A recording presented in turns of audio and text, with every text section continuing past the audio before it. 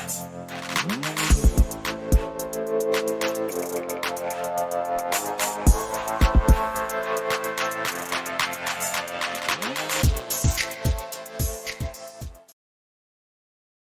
morning, everybody. How is everybody doing this morning? Chappie's Crypto, Alex, Jake, Eric, Ryan, Gustavo, Boots, JD, Munners, Carl, Big Blaze, Burn It, John Brennan, Blue, The Kiwi Coop, Arati, CEO, Aaron, Munners. Good morning, good morning. How is everyone doing? It's Monday. I know today's not everyone's favorite day, but today can be a good day if you make it a good day. We got the US Open coming up pretty soon, and we're seeing a little bit of downward pressure, right? No way to know for sure if this is just profit taking or we're getting a little downward edge, but it kind of looks like we just, tested that downside value and then pop back up. So let's take a closer look here. Just right off the VWAP, huh? We're back into our more volatility or higher volatility, right? Patrick, good morning. Nelson G Money, let's go. Yeah, let's bang that like button nice and early, guys. A perfect day so far, yep. Sure is. Hey to play, what's up over on Twitch? Good morning, good morning. We've got boot camp starting today at noon Pacific time. We're excited about that. Getting ready to rock and roll. Chris B, aloha.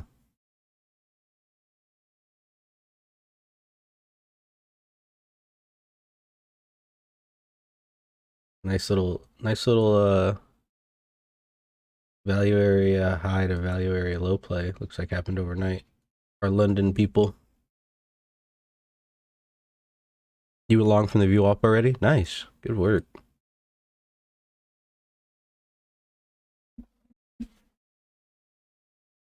Adcats, good morning.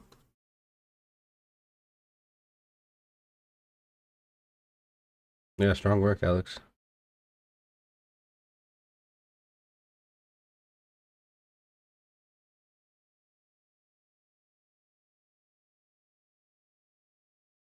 Yeah, let's see what this US session brings us.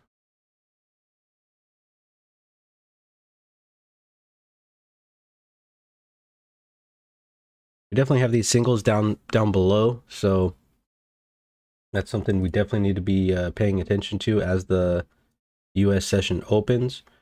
We do have the VWAP in the value area low, so if I'm looking for my next best trades, let's just go over that. Caesar, good evening. I would probably be waiting till we get down here. Right, wait to see. I mean, you could try it here a little bit more aggressive, see if we break it. You want to see it hold, and then as soon as we start eating in single prints, if it shuts off, that's when you gotta bail on that. So if we're looking at our levels,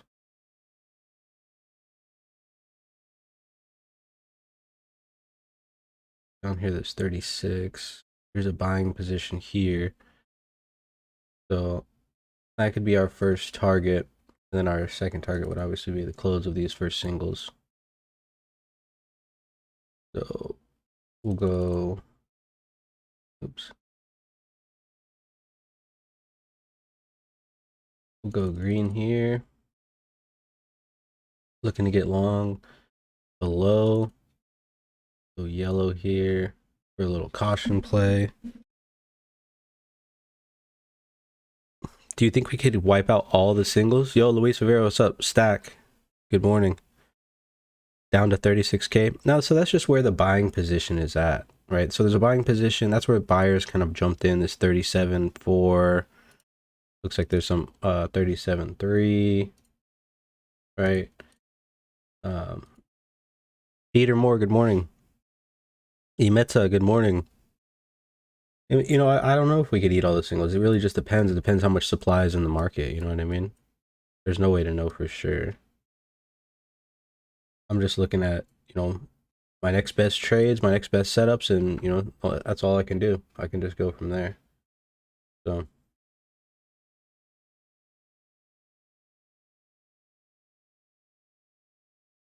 Miss B, hey.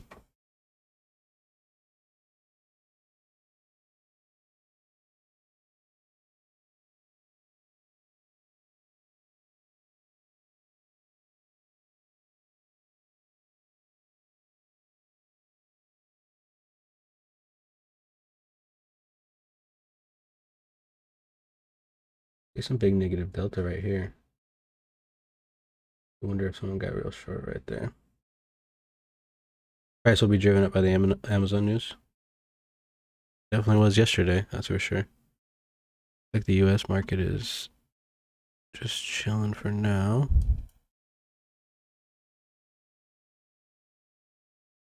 Oil doing, I feel like this week might be an oil week.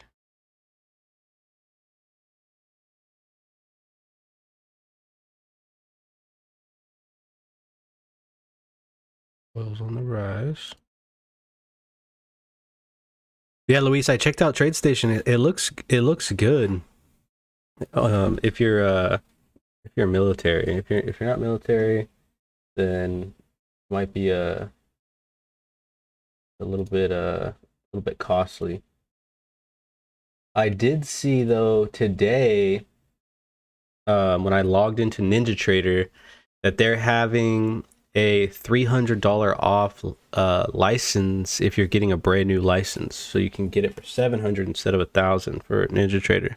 I'm not affiliated, so I don't get anything out of it, but just passing on the information. Andy Carlson, Buzz, good morning.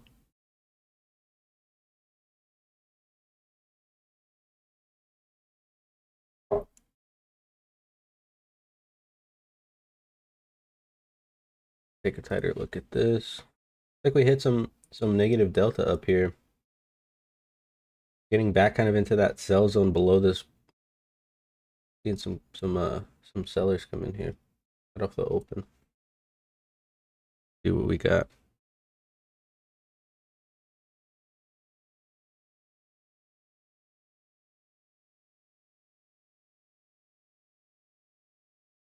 JKJ, good morning. LUP, yeah. Yeah, not much sleep the past couple of days, but it was worth it, man. Like I said, PK, hola, hablo español?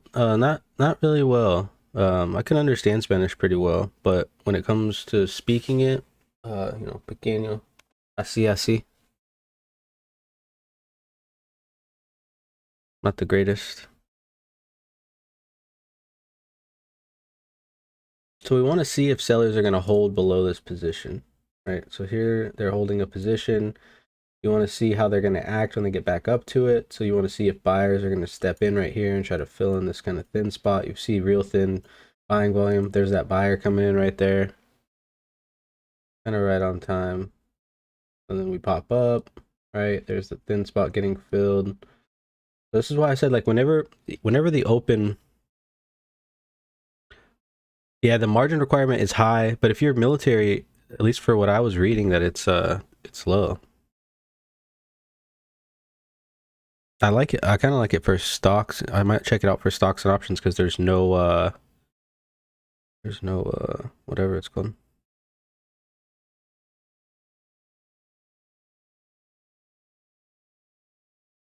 Oh, the multi-broker was $300 off. Oh, okay. So multi-broker is like how I connect through. Oh damn, the U.S. market's gone. It's on. Let's repair that poor high from. Bearish Bull, what's up? The multi-broker is like how I connect it through to the Ameritrade, so I can check out these stocks. Pay to play, you're in the boot camp tonight? Hell yeah, nice.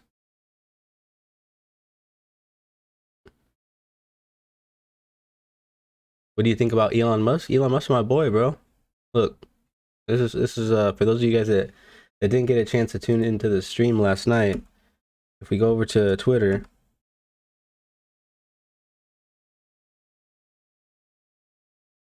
this is how you know Elon's got our back. I know it's an unpopular opinion and everyone kind of hates him, um, for whatever reason.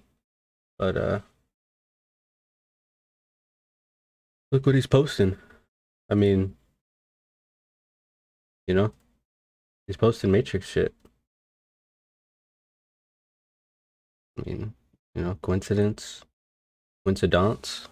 Yeah, I don't know, but seems like seems like seems like Elon's got our back. So don't want to hate on someone who's got your back, right? Finish up this upside trade plan. Yeah.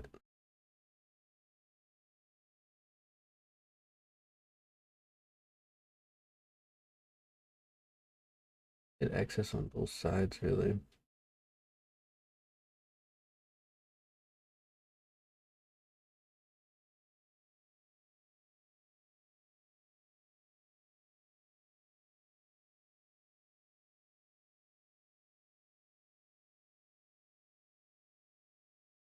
I might try a little cautionary long up here.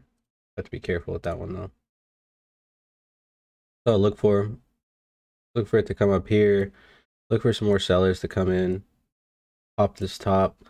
See if sellers are gonna get busy back in the same spot again. Hit a little back test, break that value area high, and then I want to look for it to hold that value area high. Or at least hold this impulse zone right here, right where sellers pushed us down originally. So let's see if we get some counterbalance on this.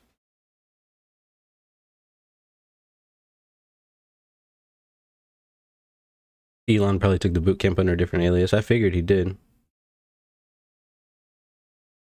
You didn't get an alert about the stream last night? I posted it in the Discord. As you guys can see, I updated the Discord a little bit. You know, just trying to make things a little bit easier. I reorganized a couple of things. Tried to make try to make a couple of things a little bit better, right? Just because, you guys deserve it. I want it to be a little bit clearer, and I also want our new members to be able to find, what they're looking for.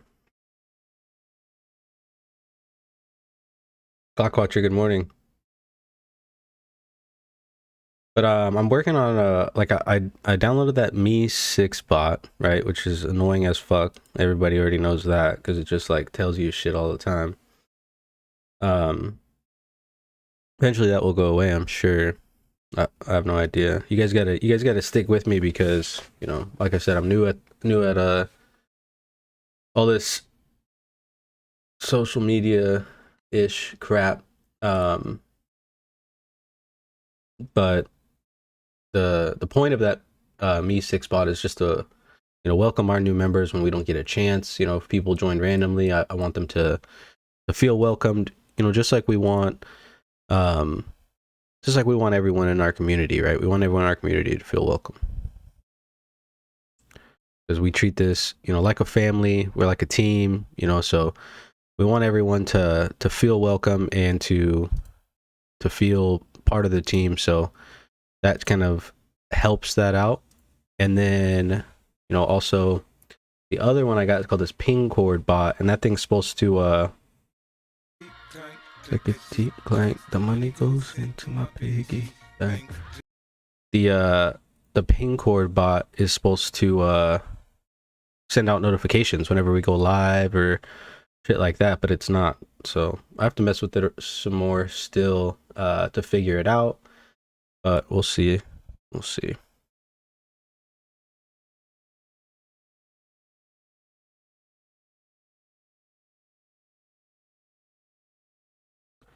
Seeing some battling going on here on the ES.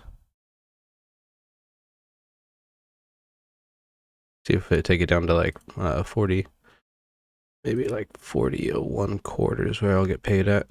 We do have some singles from last night that filled, but so one thing about singles, guys, when it comes to futures, is they don't really count as getting filled unless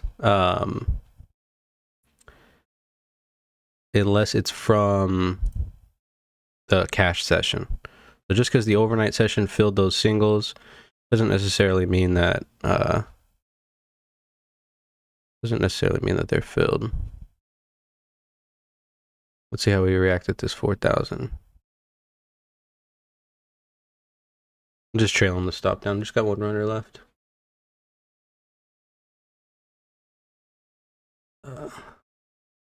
We like me 6. Not welcome. Oh, welcome. Yeah, nice. Yeah. I mean, it's just like after you post the first couple messages, then he starts like not being a, you know, not just being in your shit every time you post a message.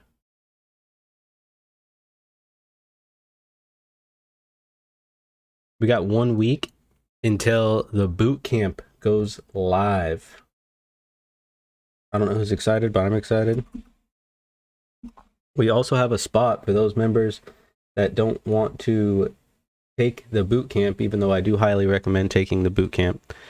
There is a spot on our website now, and you can subscribe for the live trade room starting August 2nd. So you just come on the website, click live trade room, and you can sign up for a year's access for a discount, or you can just sign up for $100 a month. Progressive Martian, yo, what is up?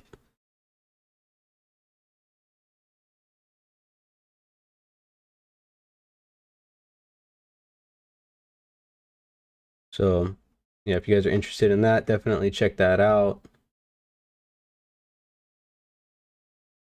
I guess we're gonna be back to I guess the US session's only good for crypto on the weekends, huh? Fuck.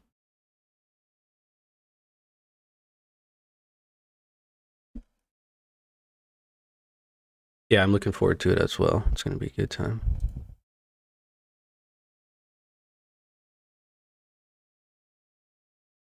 What's oil doing this morning? Oil's just kind of chilling. Take a look at some stocks real quick, guys. I want to look at Tesla today. So we got those earnings. So we saw a huge spike on Tesla right off the jump. Look where it came into, right into our resistance zone that we were talking about last night. Looking for it to get up here. These options are expensive, man.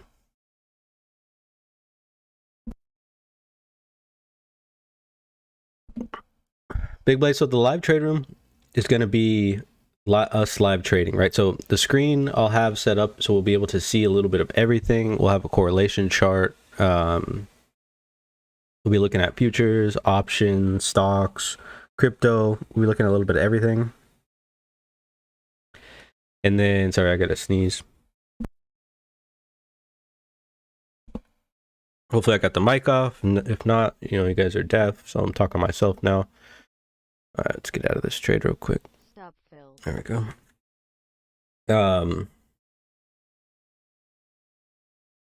And we'll be live trading. So you'll be basically just either listening to me or James do our trade analysis live. And then we can't show the trades live, but we can tell you like I'm getting long here, right? Because we're not financial advisors. We can't show live trades, I guess, is according to what James looked up. So even though I have on stream before, but what can you do? I'm getting a bunch of hate mail from YouTube already about playing those beats the past couple weeks. I guess they're trademarked or whatever, monetized or whatever the fuck they are. Tierman, hello. Progressive, you didn't do too good at trading last night. What happened, man?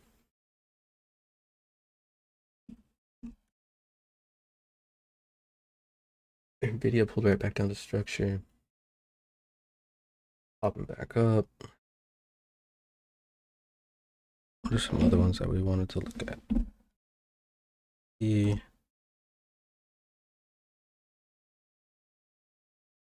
Damn, missed our chance on AMD, guys. Not paying attention, not ready. So on AMD last night, we were talking about a pullback into this zone. Look for the option, catch it on the way back up. Might still get a second chance. Let's see. Young Cryptic, good morning, good morning. Let me pull up some.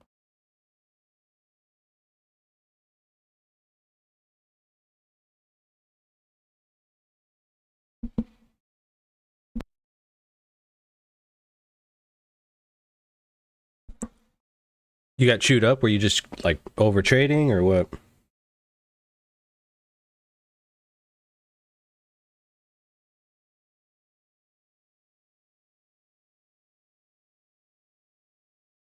We're trying to trade these up to the 93s, huh?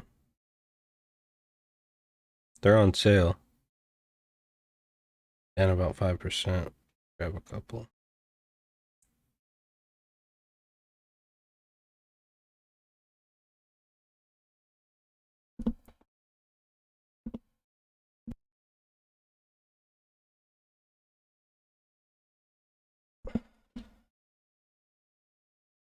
Nice. Might get a couple things to get them cheap.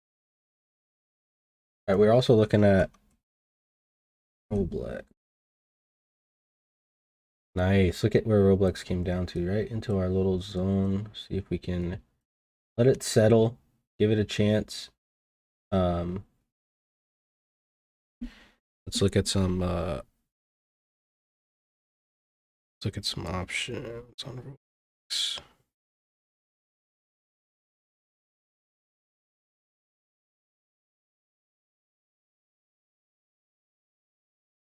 What did we say? What level did we say we liked?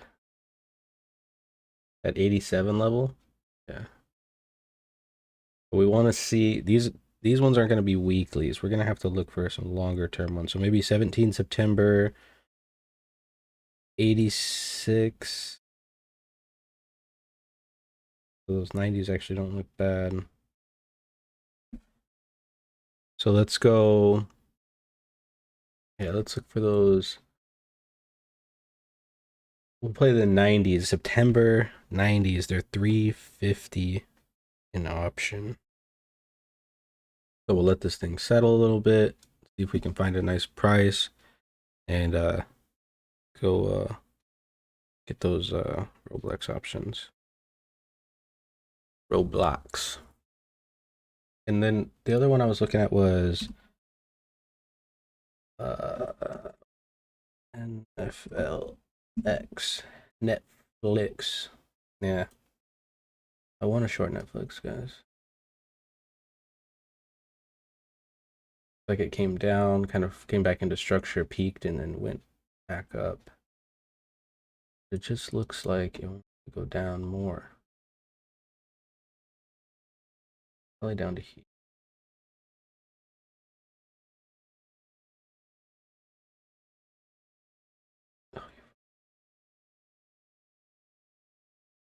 Right there. Let's see.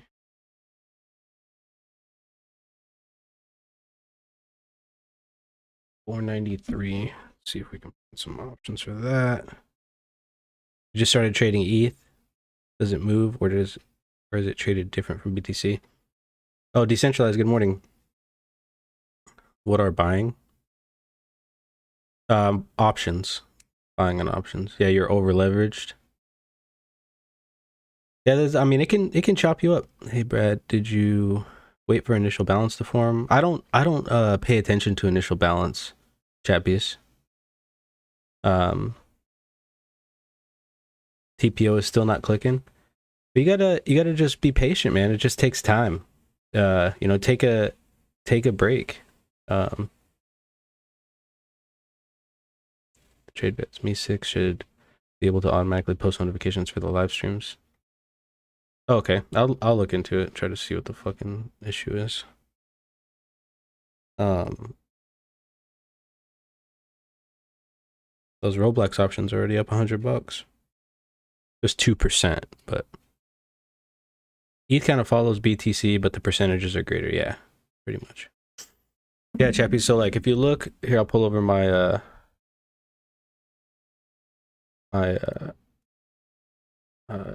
ES chart. So it looks kind of busy because I was looking at some of these levels, but so here's initial balance right here, I guess, this white line. I'm not really paying attention to it. You can see where I shorted one here, shorted a couple more here. Good profit mostly here, and then my last profit was, you can't really see it, but it's right underneath of this spot right here. But not a bad little move. Just took a point on most of these contracts and then had one runner from 4202 from 5/4, so to 2/4. So nice little way to start the day. Not bad. Just stay patient. Basically what I saw right here, right, is as we came up, started to get some volume, right? Some buyers stepped in, and then we saw supply kind of shut off, and this is basic or a demand shut off, and this is the prior day's value area high from Friday.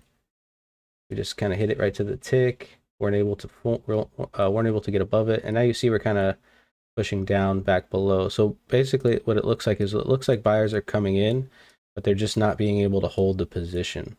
So it looks like supply is able to kind of shove them down every time. So the next trade I'm looking for, I want to see how we act right here. If we get back down here, I don't really like to short above the open, right? Here's the open. Not really a huge fan of shorting off the open. It's just we came right to a specific spot and stopped, right? So I waited to see if we get underneath of the volume. We had good buying volume, couldn't hold it up. Took a couple shorts, got paid, and then got paid again right here. I think you can. What happened? Oh. Yeah, it's right. I mean, it's right under. No, you just can't see it, but it's right under the POC, the TPOC.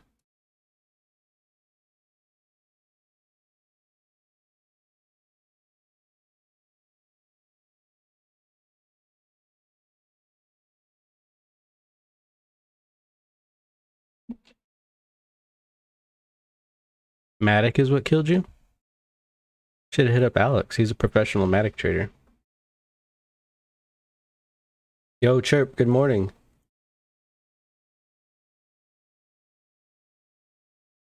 Netflix is rising up. So what we're waiting to see is for Netflix to come up here to see if we can get some puts. We see that we have this little gap here. That's kind of what we're looking for.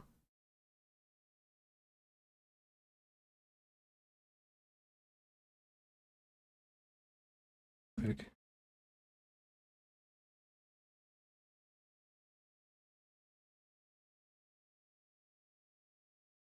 Nice, so AMD is back into our buying range. We want to see it hold, and then we can start smacking up some of those options.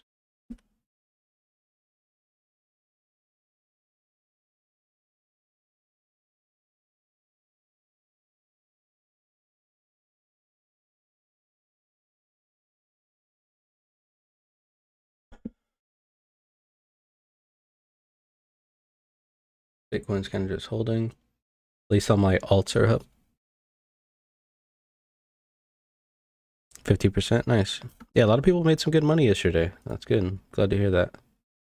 Oh, there's our one dislike. Classic. Someone's up early today.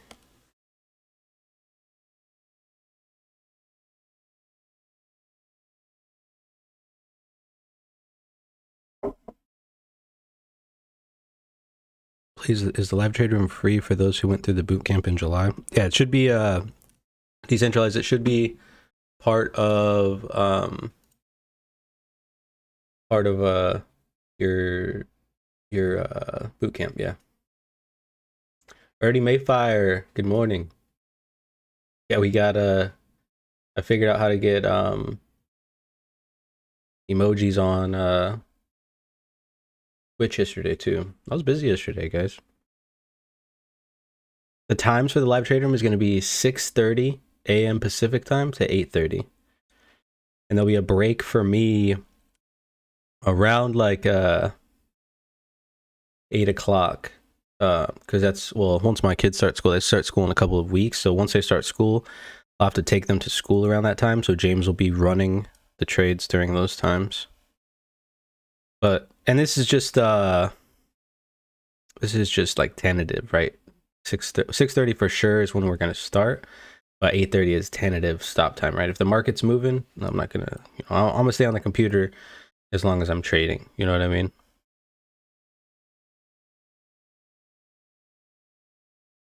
And then right after that, we'll hit into a review. We'll review the session, and then we will call it.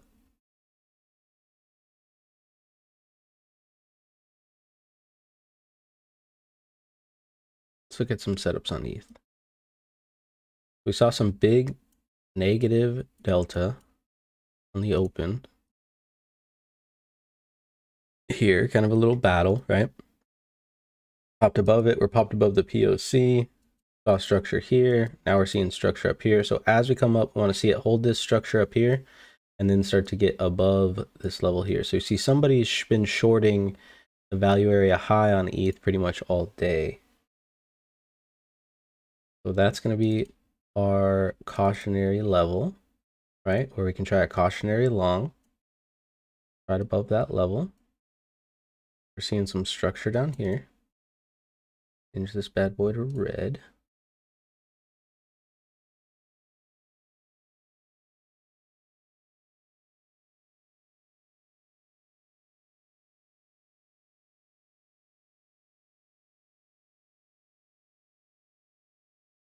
And looking at tops here, little top here. So 49 to 59 to 72. Catch a nice little move. That is a lot order there. That is a lot order there. What do you mean?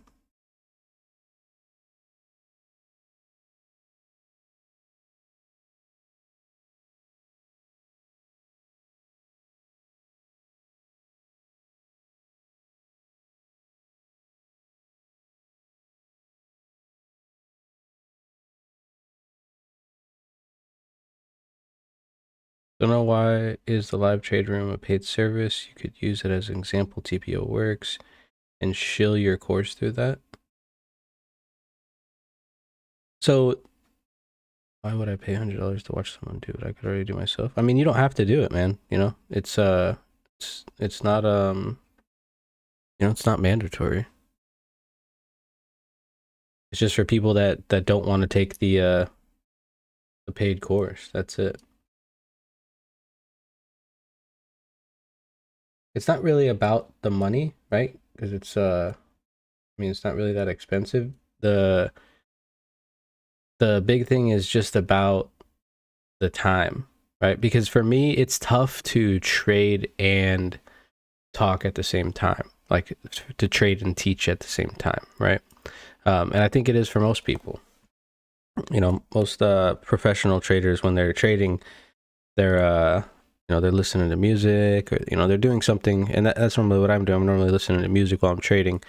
I like the live trade room just because it's more personal. It's not going to be on YouTube. It's going to be on Zoom, so it's going to be kind of like an open discussion, right? Everyone can kind of get their ideas out there. Yeah, I mean, it's not definitely not mandatory. So buy Alpha Coin. The coin has 35 million. When you buy them, it will go crazy. Get on Hobbit. It is the future. Thank you. Yeah, we'll let Crypto Chemist check that out. Thanks, Bearish Bull. Appreciate it. Yeah, I try to lead everything, a way that everyone can understand it, right? I don't want to get like too in depth, especially when we're on YouTube, because then people that are new are just kind of be like, what the fuck's this guy talking about? I'm out of here. In the trade room, it'll be more of like an open discussion where we can all kind of chat, see what we got going on and stuff like that. ETH looks like it's popping up. Brand new whip just hopped in. I got options. Go past that bitch like Stockton. So the YouTube stream will end. No, so here's the plan, guys. The plan is I will start the YouTube stream at 6. We will do the YouTube stream. The trade room is going to be on Zoom, Clockwatcher.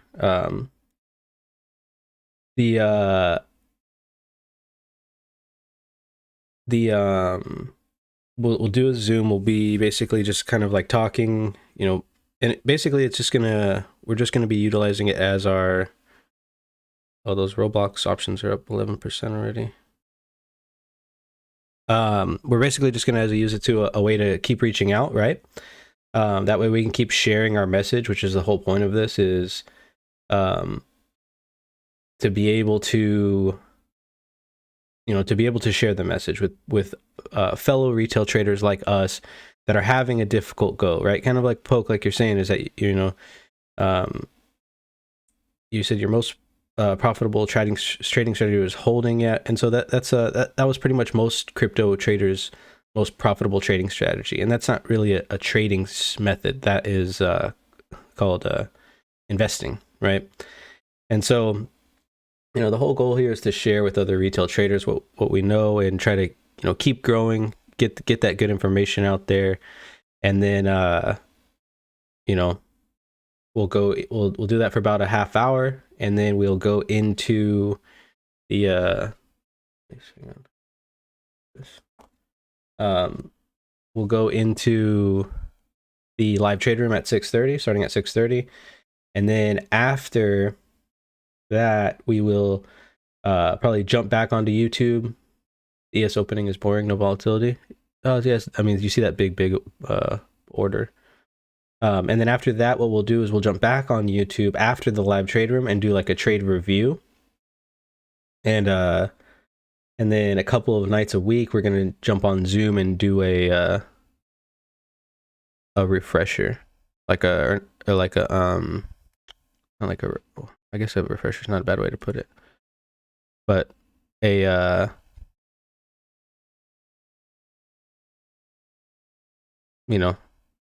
like a reconfirmation, a recap. Yeah, so like we'll recap the trading session, so like recap of like the trades that we took, how the day went, so if we made some good ES trades, how the day went, basically just kind of give people a little bit that that are hesitant about taking the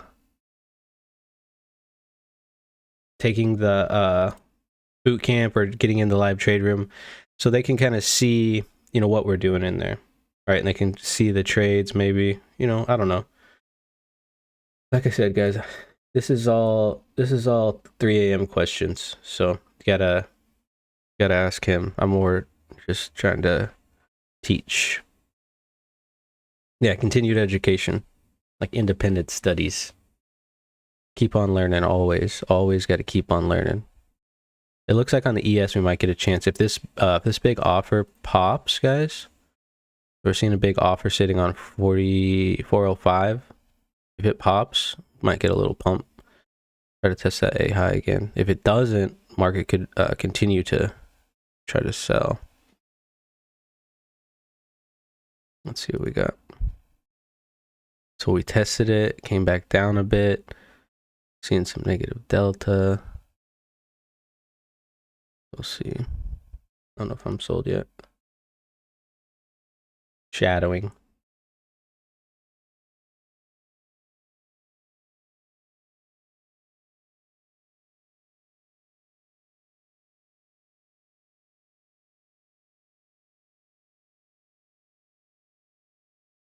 Yeah, so yeah, Poke, there's a lot more to see. That offer moved away. Now let's see if buyers are going to step in, get some initiated buying. Will you show what offer you're seeing on the ES? Okay, yeah.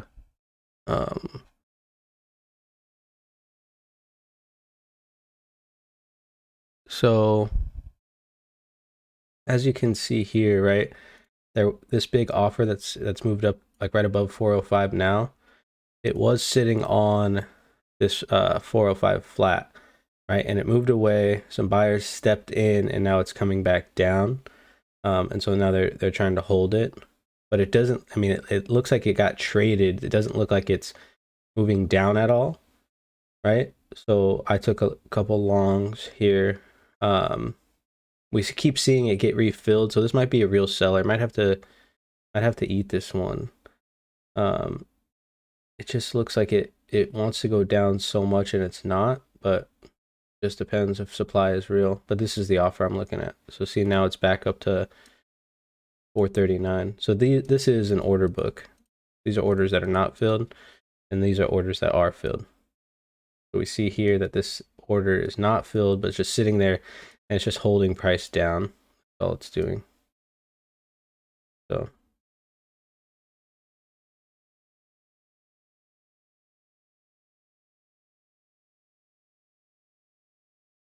is there spoofing on the ES order book? Typically, no. There can be though, but it's a lot easier to track, and typically a lot of if you get caught doing it, you get in some good trouble for that. So they don't tend to do it very much.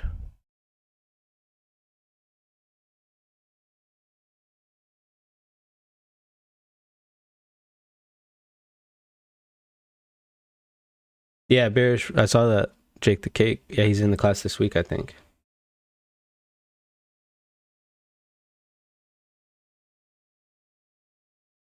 Yeah, it moved away and then it came back. Yep, exactly. Well,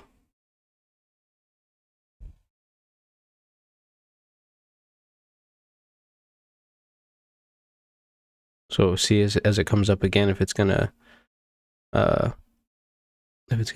move away again. It's basically just holding. So I think basically someone's trying to get rid of all their inventory overnight.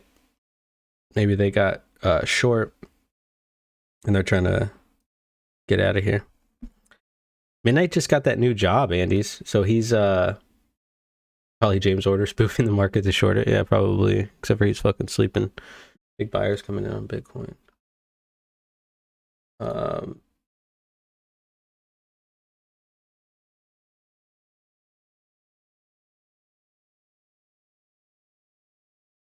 Why don't I pay attention to initial balance? I just never have. Just doesn't really do anything for me. I don't think it's really utilized. I think it's kind of like an old thing, right? Kind of like the 80% rule or something like that, right? It's kind of old. People caught on to it, so the market maker does some things to kind of get rid of it, and it's just based off of percentage, right? It could I mean, it's not. I'm not saying it's not useful. I'm just saying I don't use it. Right? It could be beneficial. I have no idea. Yeah, exactly. It's just older. It's it's like the 80% rule. Now that we've got a lot of big money using the TPO. We have to the market maker has to do some things to make sure that their positions are not compromised.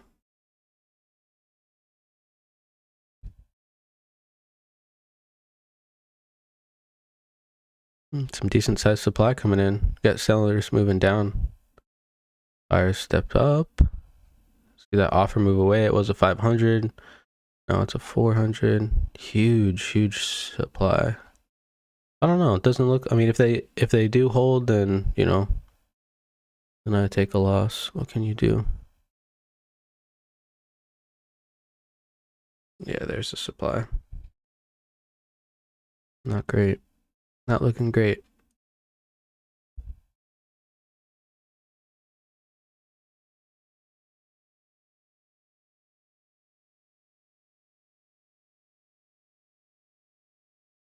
Oof. Big sellers just came in. Definitely got on the wrong side of that.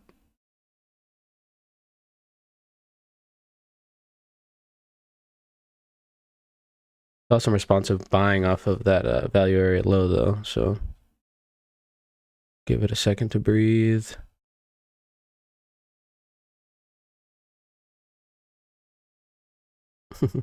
3 a.m. short sleeping shorting. He probably is. He just always short.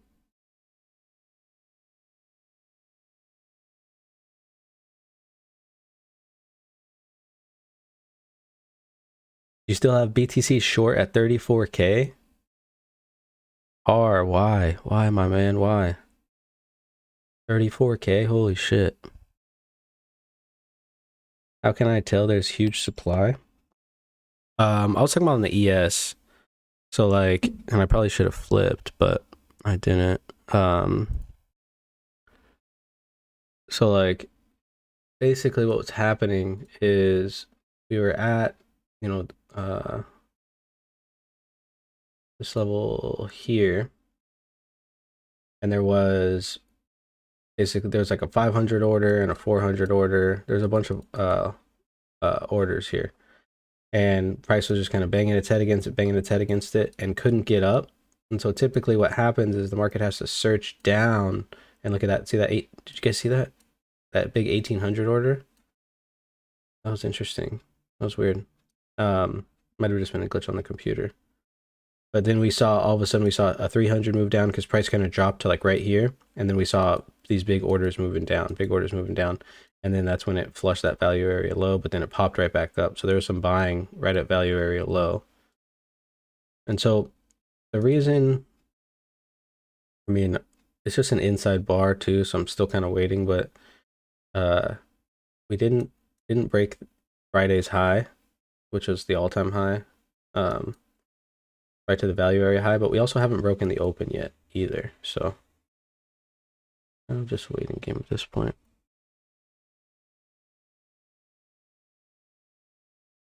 Absorption resistance zone. Ooh, she's back. Oh no, I wasn't talking about BTC. So in the live trade room, well, I mean, I could put it up on here, but just every time I click on the screen. So this is my time and sales for Bitcoin.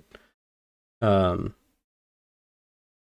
so basically what's happening on here, and everything is above 0.05 or higher, but you didn't set a stop loss, huh? On the ES? I always have a stop loss. Absorption resistance. Oh, you're talking about R? Yeah. 48K BTC. Look on Binance. Oh, I didn't see that. But basically what's happening here is it's just showing our selling and buying, but it's just broken down, so it's not I'm not seeing every order, because every order would just be chaotic. Really sad when I wake up, it jumped to 40K. But why were you, so you were short from, I had one at 35 and I woke up liquidated. Alex, you were shorting too? Why was everybody shorting? Are you guys in the Discord? Are you in the Discord? You were shorting from down here.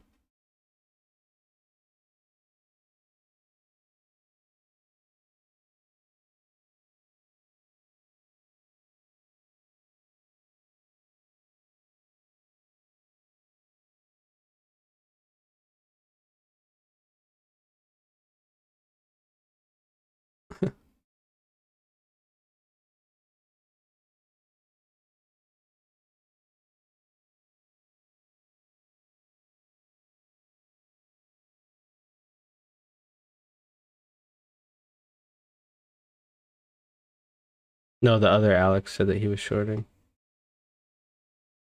Yeah, and so this is what, oh, if you're not in the Discord, man, scroll down, jump in the Discord, and we'll help you out, man. Yeah, so basically what happened over the weekend, right, is a bunch of retail traders were trying to short. Every time we came down, they're trying to short. They're basically trying to short all weekend, but we never broke any lows, right? And if this is something that we were looking at last night, and you guys can remember this, for those of you guys that are in the boot camp, is when we see these 45-degree angles off the lows. So you can see this is a poor low, right? Poor low, which means that supply shut off, right? So there's no selling. Every time it tries to come down, it stops, stops, stops, stops. Every single time, right? And so we can see that this 45-degree angle coming right off the bottom is basically just telling us, and we saw the value area moving up, that people are trying to short, and this is a weekend, so we got to remember, this retail traders that are trying to short, and it's they're not having it. Absorption resistance zone. Remix. Oops, fuck. Okay. And then the same thing happened in the next session, right? Except for the next session had decent excess. But if you see, this D period came right down to the POC of the previous session and then bounced up. And then as we came back down, you got a bunch of retail traders shorting because they're just waiting to fill this huge gap that we have down below for all these singles, right? And we just shut off. Comes back down again, shuts off. Once it gets back into value, goes back up. And if you look where this one came down to, right? It couldn't even break down to the POC. It just got bought up. And I know there was some people out there telling everyone that we were gonna go short, and they were drawing hats and shit. But I tried to warn everybody. Give me a second, guys. My wife's calling.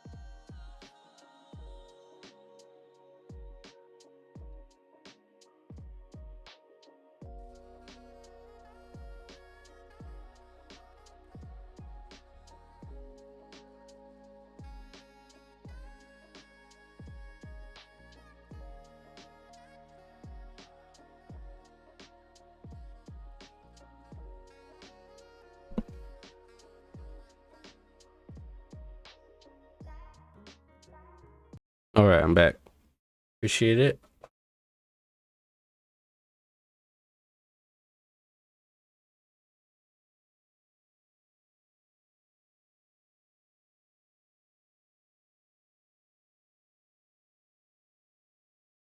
Not doing too bad on our options plays. Bad. Back to AMD. See, AMD came down. Found a nice option. Popped up. See if it continues.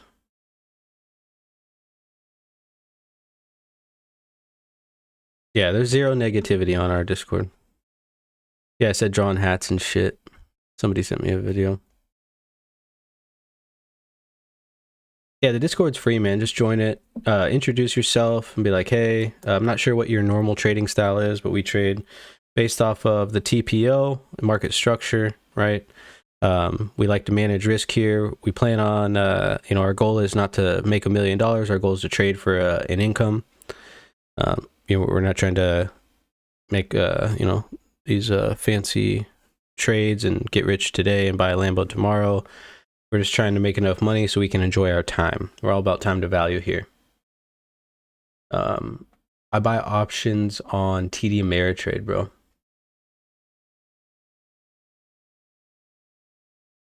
TPO is a time price opportunity, and it shows you market structure, right? And so if we look on the TPO here, or I can go back to Friday, that way we can kind of get a better idea. And so what the TPO does and how we trade here is that we trade based off of value, right? A lot of people are stuck on price and they're stuck on a certain number, but we're paying attention to value because value is what actually matters. If you are paying attention to price, a lot of times you can get tricked, and a lot of times you can think, oh, we're oversold. If you're paying attention to indicators and all this stuff and moving average crossovers and whatever it is, it's just it can kind of get you caught up, right? Just a lot of noise, and that's what we try to do is eliminate some of these distractions. Oh, you already may look up interactive brokers. You can probably do options on there. And so we see here the value area, which is this green area. Hey, buddy. Here. My pen. I just ripped off that thing. Sorry, guys. Chris just woke up. The name of that song, I don't know. It's just like some free song that I got through Stream Deck. I'm not sure. And so what we see here is we see value shifting up. And the way that value is formed is it's 68 to 70% of where price has spent the time, right? Like we've talked about in the past, we know that there's a continuous two-way auction, right? And price is what advertises our opportunity. So we use price as a tool, not as a end-all be-all. And so we see the value here. We get good excess. We return back down into value and hold, pop back up, and start to form a new value area higher than the previous value area, right? Start to form everything higher. And then, if we keep going back a couple of days, we saw value just slowly shifting up, right? And, as value is coming down, we saw value shift up, and then value came back up to this level. Let's let this stop for a second. We saw value shift up to this level, and then start getting above it, right? And then we had our little gap zone fill here, and then we had value just continue to shift up. And basically, what was happening is everyone's been shorting from before, but they kept shorting. So after we came down and we bounced and we saw value form higher than this value area here, which would have been, a smart man's time to cut shorts, people saw we came back into balance, right? Had a little bit of balance here, and they decided, oh, I'm going to short again, short again, right? And then the weak hands got shook out, which is on this rip up. And then, now we're putting in some value higher. So we left some single prints below, and people are like, oh, I'm going to short some more. And, value area just continuously shifts higher. You could see this green line is where we went long from before. um, you know, just shifting higher, and then there's just, you know, so only so many people can take that, and then, you know, bada boom, bada bing, they just got their pee smacked and lost all their money. Someone was telling me, you're thinking it's time to short. I don't think so, not yet. I mean, you could short if you want, it's up to you, but I'm waiting, right? I'm waiting until we get down here below the VWAP to look for a short. But yeah, so we just track value, and these letters are showing us each 30-minute bar, and we know that when we're looking at 30-minute bars that there's stops above and below each 30-minute bar. And why do we know that? We just do, right? We've taken the red pill, and you can see it if you watch the TPO, you'll see stop runs happen. Um, we see them all the time. But basically, you're able to see the structure, and it eliminates all the noise, right? You don't have all of this, you know. You don't have all of these on your screen, which is what kind of led everybody to getting short, and then you know, having a rough go. And I tried to warn everybody in the Discord, so you know, I said just because everybody's shorting, you know, be careful. You don't want to just short because everybody else is shorting. Um, so yeah, but that's just kind of like a rough introduction, right? There's a lot more that goes into the auction. Like we might break the open on the US session.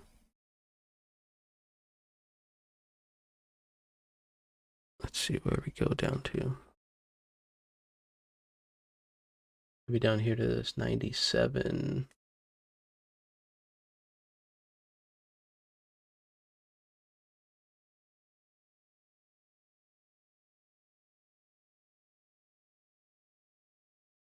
Nice, Bearish. Nice. Were you able to catch some gains or what? That's good stuff. Yeah, TPO is time price opportunity. And I give you a rough, or give you an approximate monthly expense on trading, operation expense, EXO plus Ninja, etc. How much do I spend on it every month? Too much. So I bought Ninja Trader for $1,000 and then did the add-on, so it's $1,500 for that. EXO's like 21 bucks or something. Trading View's about the same. And then I pay for data, and data is like 40, it's like $58 a month or $48 a month or something like that. But I pay for like an advanced package of data, so you can get data for like $35 a month or something. D period couldn't break the open. That's kind of promising for me. I like that.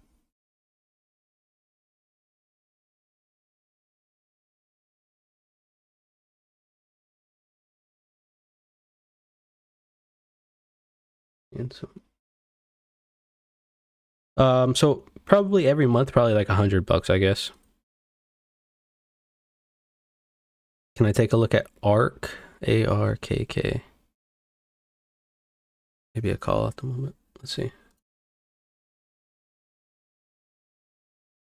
You're talking about old Kathy Woods.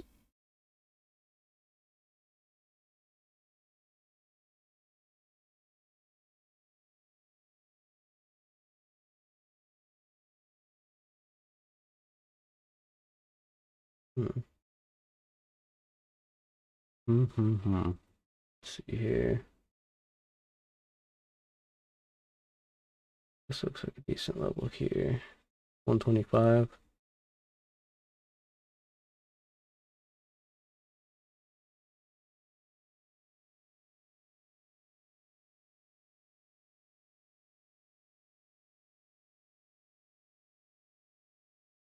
Resistance there.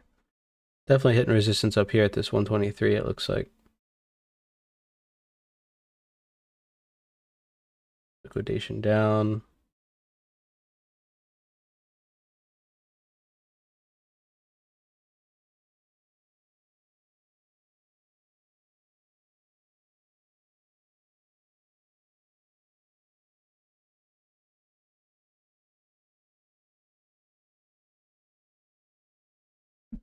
Yeah, it could be. Let's see. Let me look at some of the options. Those AMD options are up 3%. Oh, let's go 3%.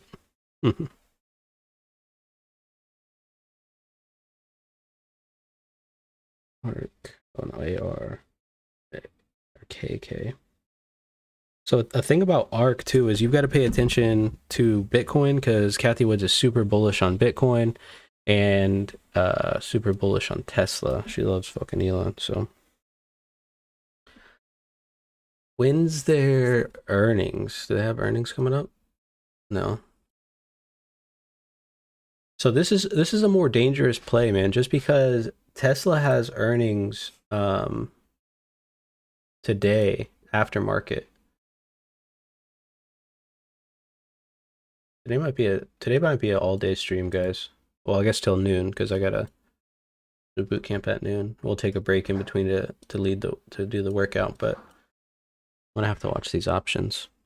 So, um,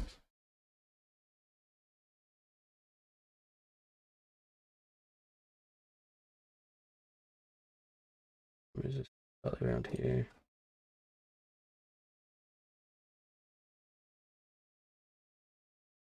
Let me look at the option chain real quick. So if we play the weeklies, right, expecting Tesla to get decent earnings. I'm from the US, yeah, but we've got people in here from all over the world, man. Well, they have you read Richest Man of Babylon? Great, right? It was a great book. Axel, yeah, that was a good close on that. That was tough. Um, the options are pretty cheap, man. Pretty cheap for the weeklies. If you took a 125 option, which is back up to where that old resistance zone was at, you're looking at $1.05. These things are down about 2% today. So you might be able to catch a pretty decent play on them.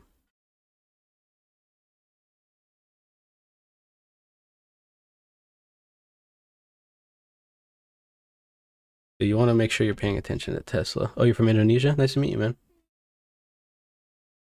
Make sure you're paying attention to Tesla, dude. We see Tesla kind of came right up to resistance and then smacking off. See if it can break it.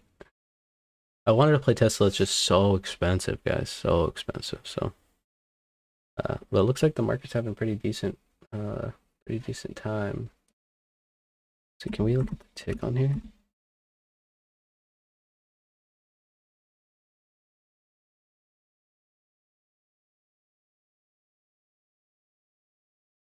Tick down. I don't know how accurate the stock that is on here. If we can look at, oh, you know what? I'll just pull it up.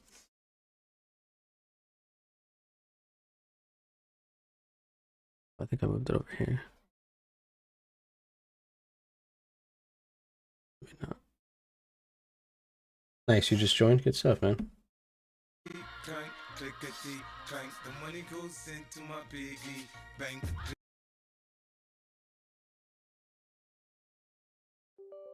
Oh, darkness.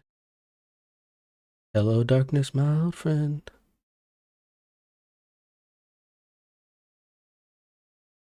Nice little play on the ES right now.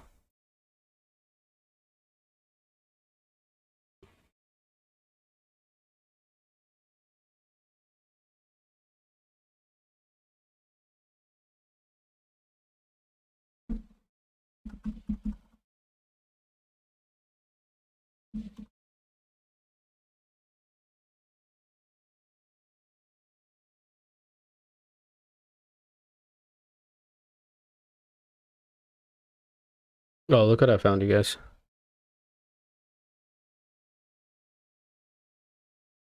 Now we can really go clickety clank into our piggy bank. Hit him with a little bit of this.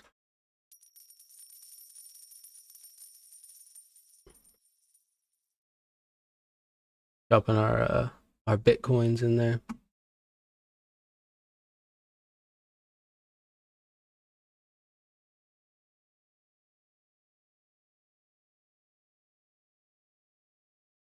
Let me look at this.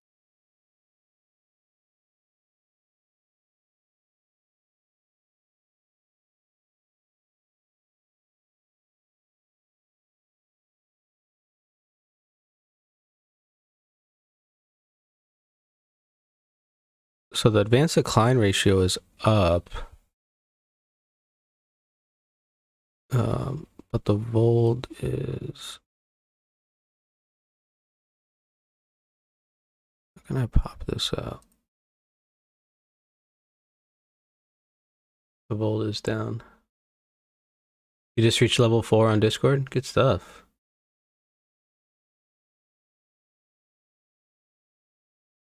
Oh yeah, here I'll show you what I'm doing.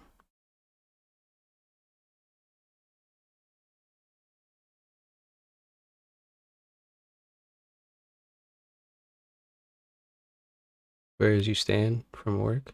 Before work? So as we came back down, I took 2 longs, popped up, took them for a point, took 2 more longs, took them for another point and a quarter. I'm just playing off of that we're one time framing up. When B didn't take the bottom of A and C opened up, that's when I got long, right? And I just took it up a little bit, right back into, where we had good volume, just taking up a couple of ticks and, just making the daily bread. That's it. Looks like it wants to, if we get above here and get back into this thin spot, I expect buyers to show up, right? So, they tried to say that supply had it, came right back down. Yesterday's value area high, or the overnight session value area high. I mean, couldn't break it, kept going up. So now we want to see. Now we're getting into this thin spot. We want to see if it tests back up to this point of control, right? We're going to see some big selling on the way up. We already see some people building a sell position here, right below this prior value. I'm still holding a long position. Looking to get paid at 402 and 3/4.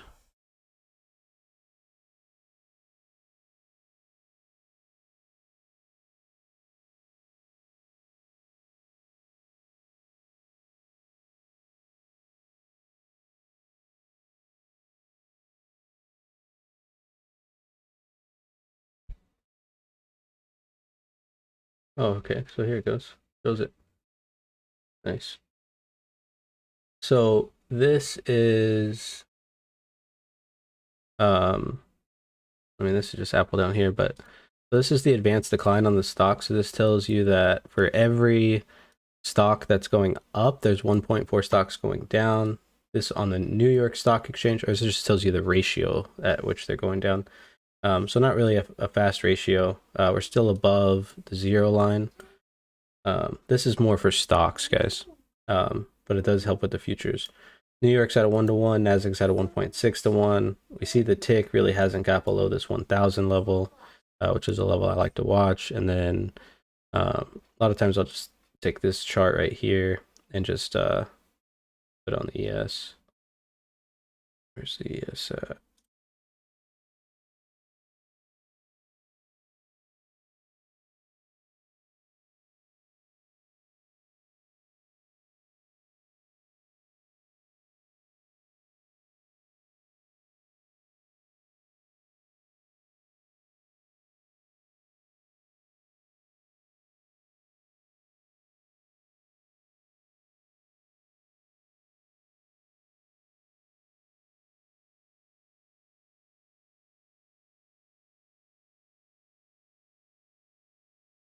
But see, I don't know how accurate this thing's at 52. On this one, it's at 3. Yeah, I don't know how accurate this is on TradingView. I think you probably have to connect like real data to this. For it to work well.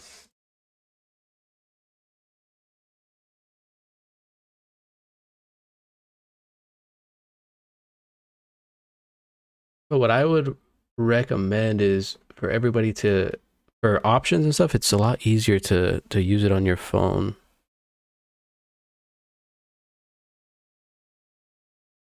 You can look at the charts like through something else, but to execute the orders and stuff is super easy to do on the phone. It's kind of a pain on the desktop app because it just like tries to run you through all this bullshit. The bad thing about, let me catch up on the chat, guys. I'm way behind.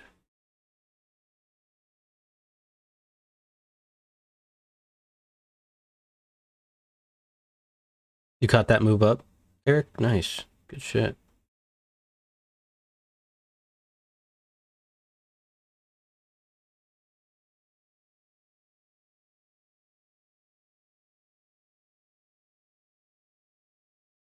You guys should be able to trade US options over there. What tick size to use on Ninja? Is it set to actual tick size or is yours on auto? For the ES, chappies, are you talking about? If it's for the ES, it's just one tick. Yeah, you want to make sure that you can see every tick.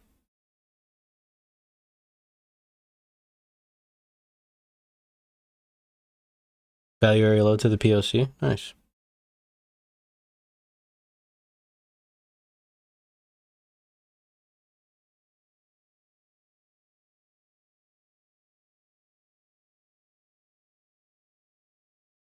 For futures, Andes, you can use Ninja Trader. You just have to use it through interactive brokers. Yeah, or you can check out Quant Tower. Yeah, Quant Tower is going to be a cheaper route for sure. What's Tommy in the Discord is from the UK and he's trading futures on Ninja Trader.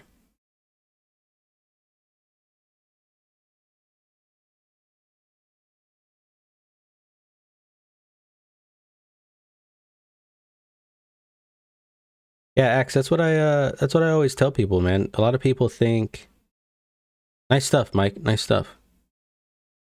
It's good to take profit right into that POC. That's smart. It's I always tell people, you know, a lot of people think like, oh, if I had a bigger account, I would make all this money, and you know, it's like, would you though? You know, it's a little bit. It's just not as easy as you think. If you can't make money with a small account, it's going to be a little bit harder to make it with the big account. I mean, on crypto, it can be a little bit different, right? Because you can,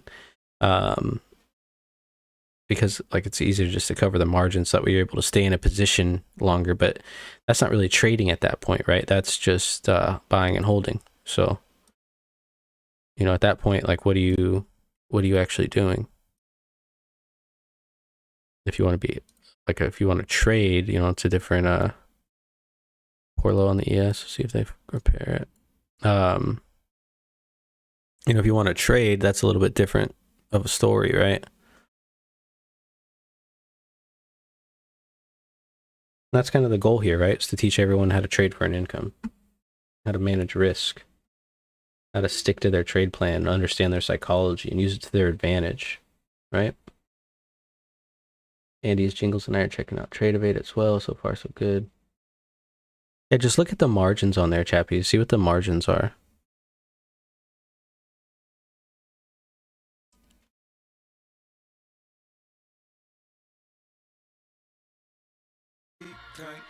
The money goes into my piggy bank.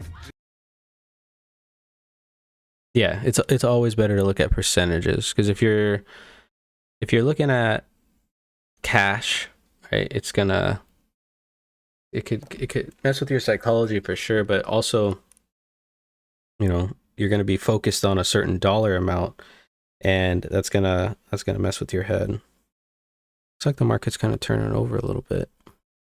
These Roblox options are not up very much anymore. Should have. So typically with options, when I play options, I like to look for like about 30%. That's what I'm mainly looking for, about 30%. That might seem like a lot, but on options it's not that much. It's a pretty decent return.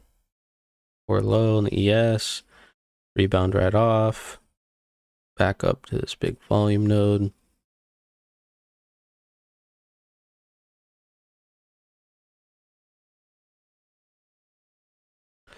So right there, the ES gave us the old offsides play.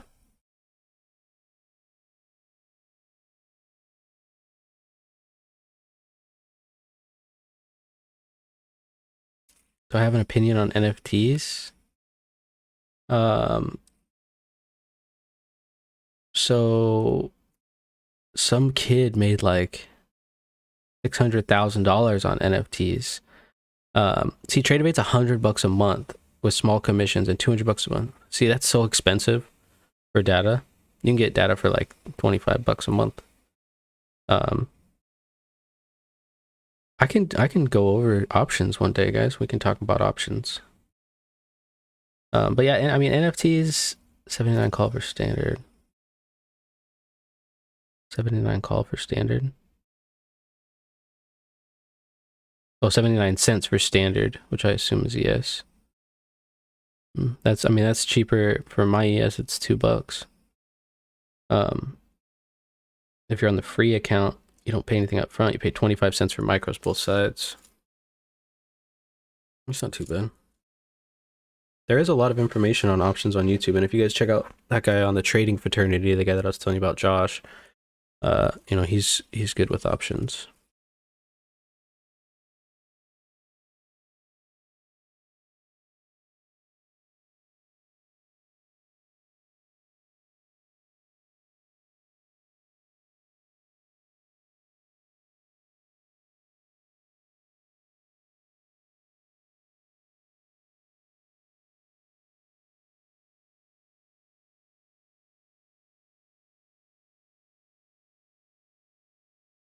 Yeah, I can do a video.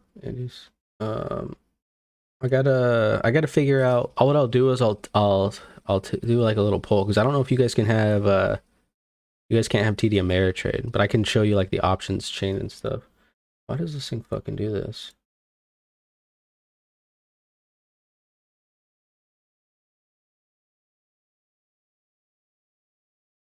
Just got a spaceship NFT for Project Nebula, cool blockchain game. Yeah, I mean you can make money on NFTs. A lot of people do. But you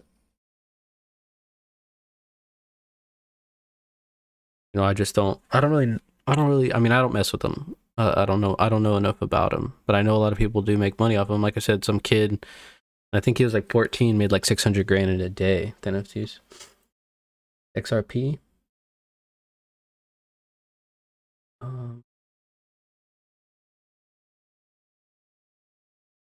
So here.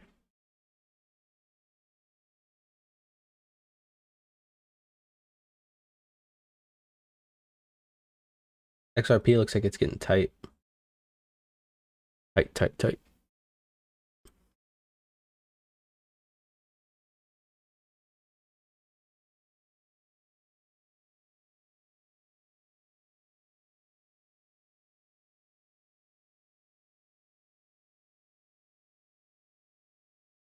Yeah, see, like ICX, I don't even know what that is.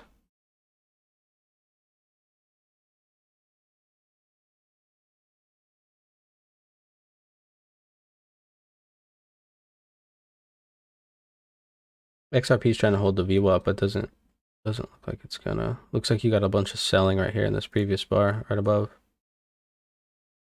Looks like that's gonna act as a resistance.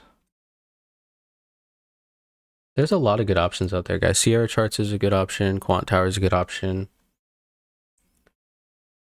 Oh, Icon Blockchain.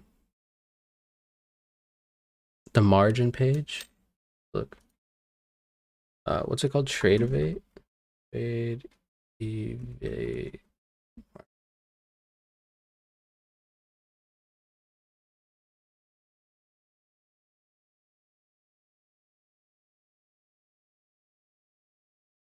Is this what you guys were talking about?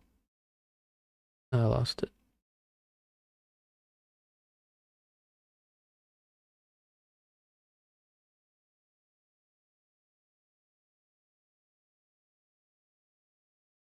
So the margin, so basically it just means to trade one E-mini S&P 500 contract, you have to have at least $550 in your account, right? $50 more than NinjaTrader, $150 more than AMP. AMP is only $400.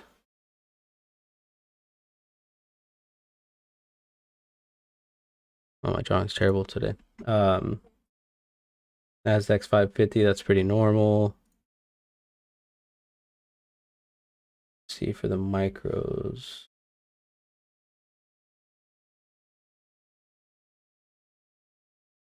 Micro 55 bucks. Yeah, so just $5 more. All the micros, 55 bucks, 55 bucks. That's it. So yeah, you just have to have that in your account. So the way that it works, um, the way that it works is, let's say your chart setup is really easy for me to read. Can you show us how to set up Exo charts to match? Yeah, Steve Mills. Are you in the Discord? But I can do it. I can show you how to set it up. So basically, if you have 550 bucks in your account, you can buy one contract, right? If it starts to go the other way, you'll be eating into your margin. So I wouldn't recommend, if you only have 500 bucks in your account, you don't want to be trading the mini. You should be trading the micro, because that way it's only 55 bucks per contract, and then you have some room either way, right? You can sit in a trade for a second. If if you don't, that could be a tough go.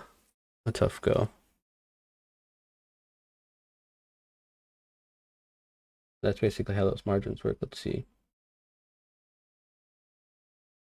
Look at their pricing.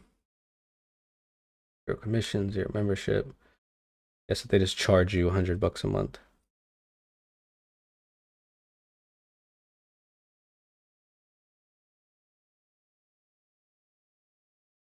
I guess it's just a trade-off. The thing is, I mean, it just depends, right? So like, I paid $1,000 for Ninja Trader. So after 10 months, that'll have been paid for. You're still gonna be paying 100 bucks a month, right? And I pay 30 bucks a month for data. So you figure 3 times 10 is 300. So for this plan right here, for 1 year, is going to cost you $1,200. For Ninja Trader, I paid $1,300. And then after a year, it's going to cost me $300 a year, right? Whereas this thing's going to cost you $1,200 a year. So, I mean, it just depends. Wouldn't be bad to if try it out for a month, see if you like it. Obviously you don't have to continue using it, but there's just ways that things add up. The free plan, I doubt that they give you real data. I doubt that it's like legit data. There is no monthly fee. The trade bait member's free as long as you like. When you're ready for additional savings, you can get upgrades. Yeah, it would just be a matter of what's actually included in this, because it doesn't tell you what's included. So like, is the chart what's in the chart, right? Like, is the chart all inclusive? Does it have everything that you need? Um, oh, the data is real. 79 cents on a standard contract is cheap. I wonder what it's like.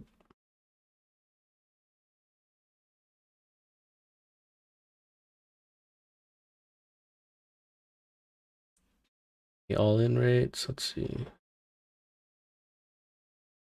S&P commission free is 36.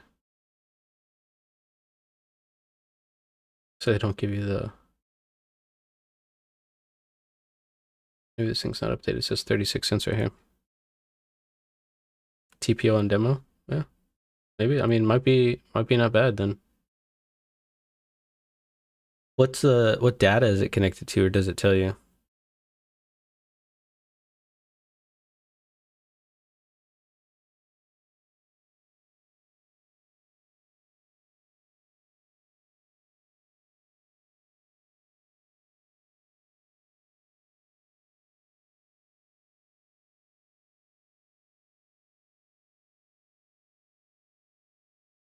So you'll have to pay for level 2, which is normal. $13. See, clank.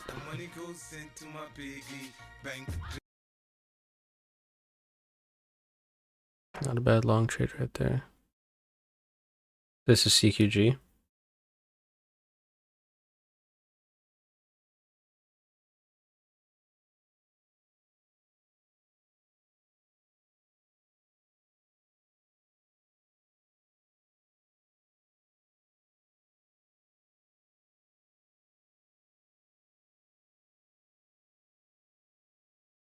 You can get market internals.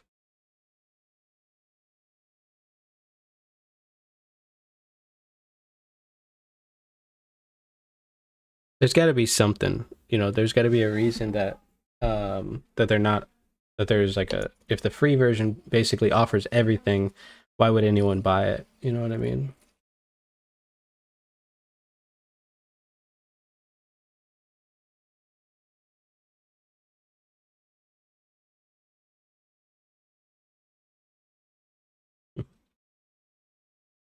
$125 a month. You can use their platform for free data.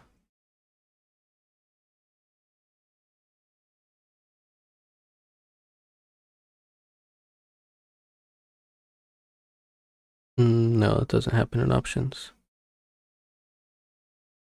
We're coming back up. The AFC period takes out the high of B.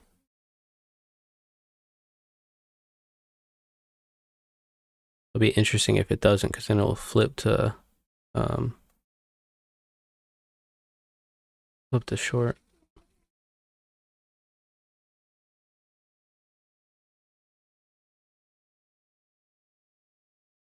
Seems too good to be true. Yeah, I'll have to check it out.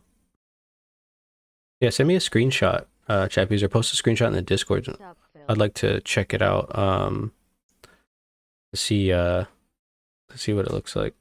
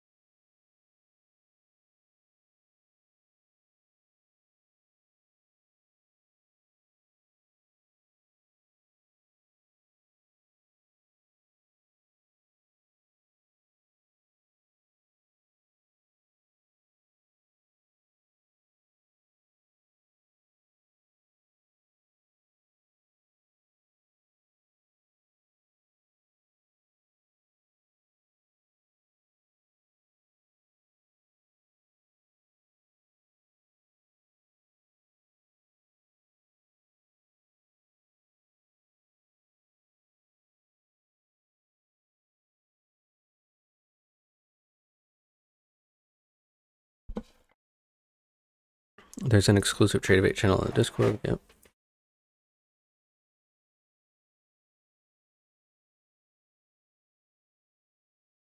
Yeah, let me know how it goes.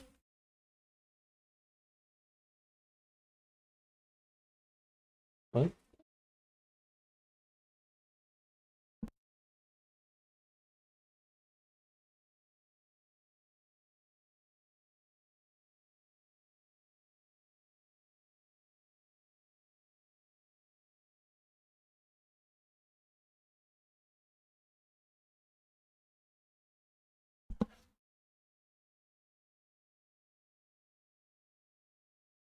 I think we all need to be on the same page with futures trading. So the data is going to be the same no matter what. That's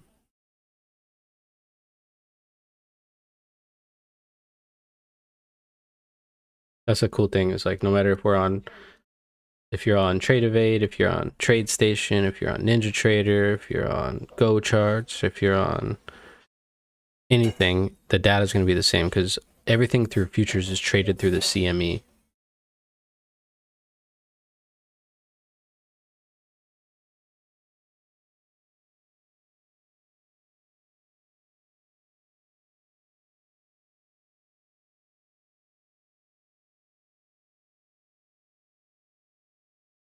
It's not like here where you have Binance, Bybit, BIMEX or BitMEX and all this other extra shit.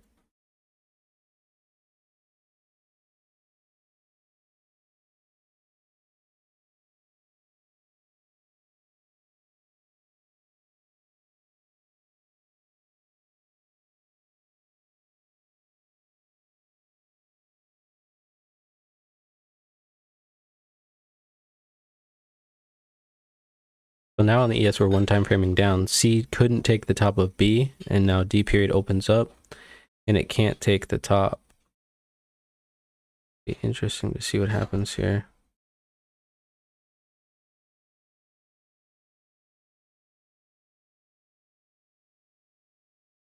We do have a poor low also.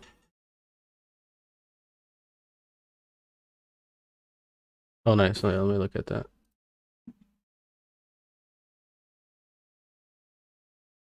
Oh yeah, it looks good. That's pretty nice.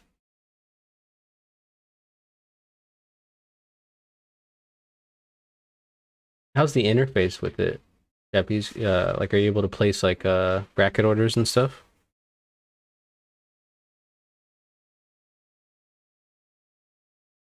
I think it'd be cool if you did a class on futures and options. Yeah, I definitely can.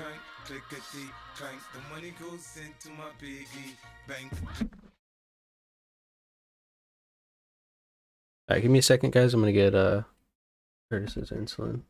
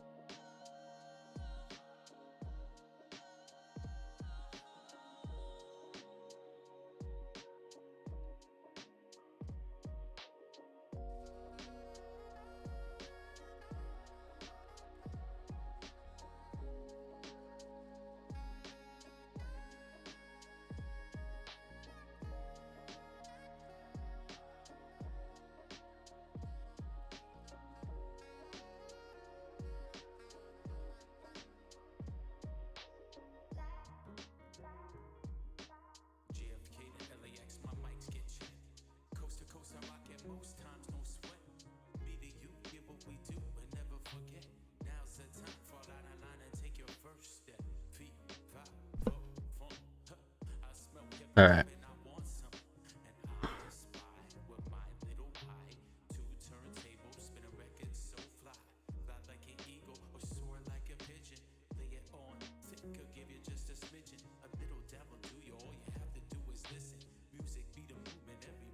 Oh, you can use Sierra charts with Tradeovate?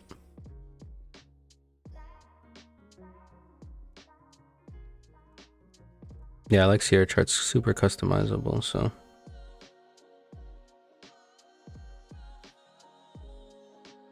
Futures is complicated. Futures, I mean, it might seem a little bit more complicated, but it's really not that complicated. Just more complicated to get started, that's all. It's not just like, hey, just put your money in here and we'll let you trade it. You actually have to have a broker and all kinds of stuff. But I can make a video on it.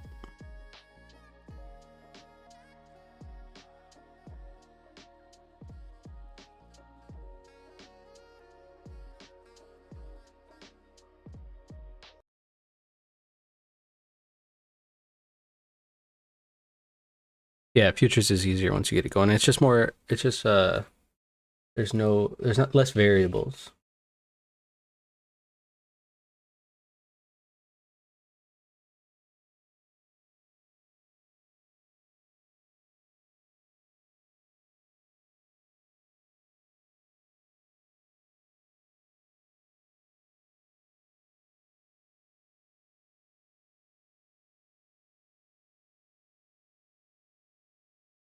Yeah, I think the initial setup does turn a lot of people off too. Like a lot of people are just, they want it easy, you know? They want everything right now.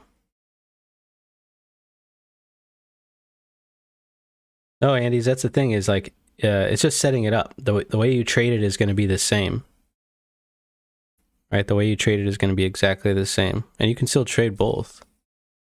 But yeah, you're just going to trade it, you trade it exactly the same.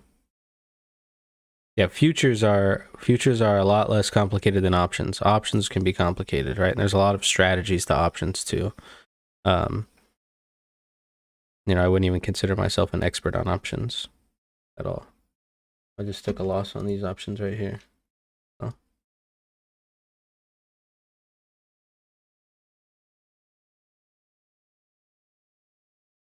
Had to close these.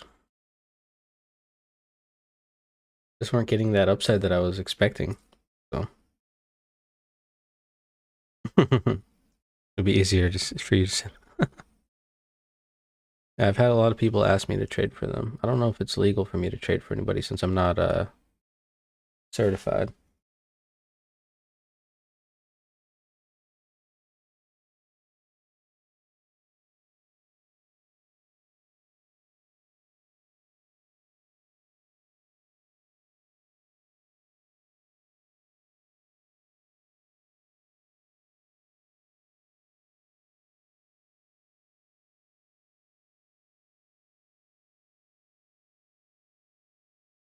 Yeah, we're just getting some downward pressure on AMD. So I took a loss on those took a loss on these AMD calls. Not worth holding. And they were weeklies too, so would the live trade room look more at ES or crypto, since looks like ES have way more price action during market opens, while crypto we'll be looking at both. I'll have both charts up. Probably be um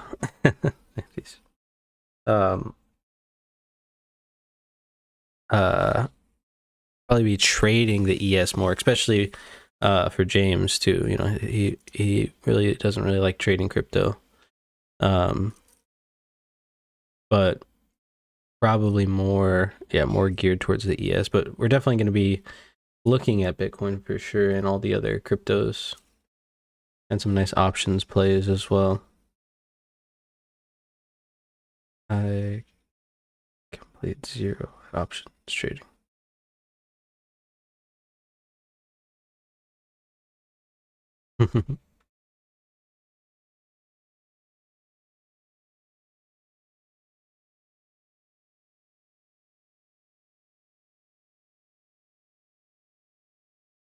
Pretty balanced day on the ES as well too.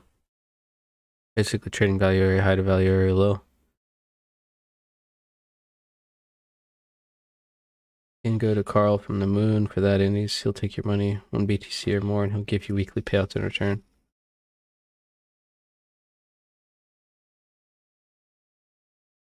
Yeah, I'll make a video for sure then. What I'll do is I'll put a poll in the Discord, and I guess I could just use I'll just use Tradeovate, I guess, because it's free. Um so I'll set up an account on Tradeovate. Um and I'll just walk you guys through it. Free anyways, so why not? Check it out.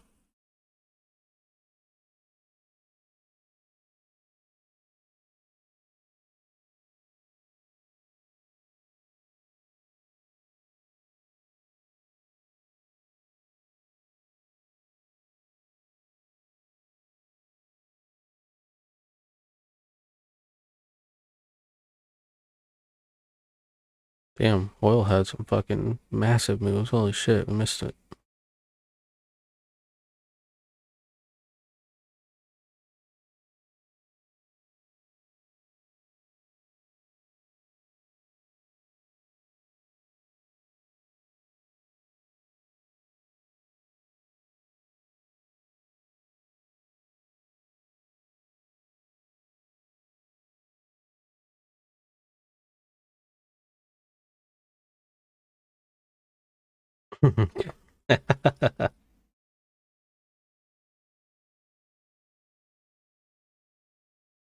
Yeah, chappies, if you want to do a video, for sure. You're moving from Quant Tower jingles?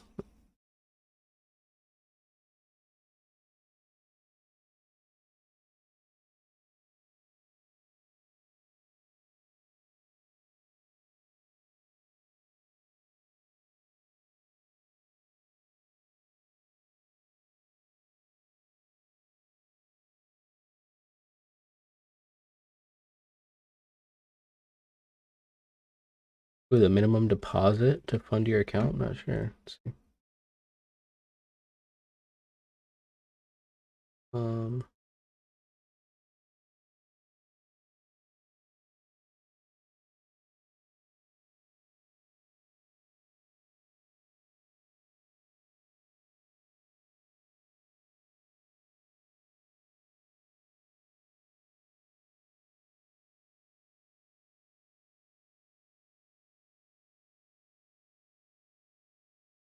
I mean, it'd probably be at least, oh, it's 250.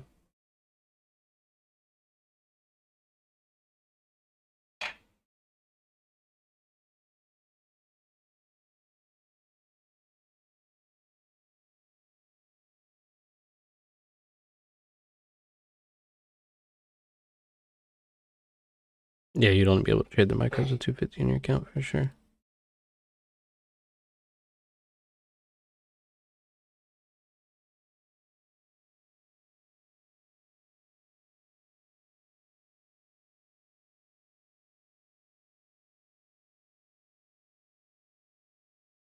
I gotta wake up.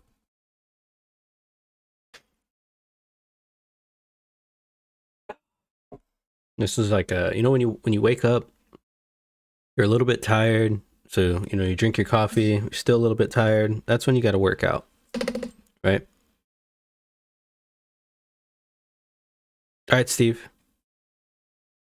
Yeah, I'll send you the template, Steve, for sure.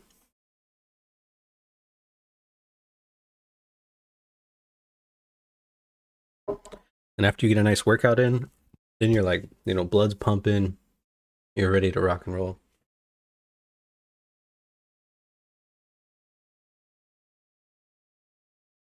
Looks like Bitcoin's holding that POC still.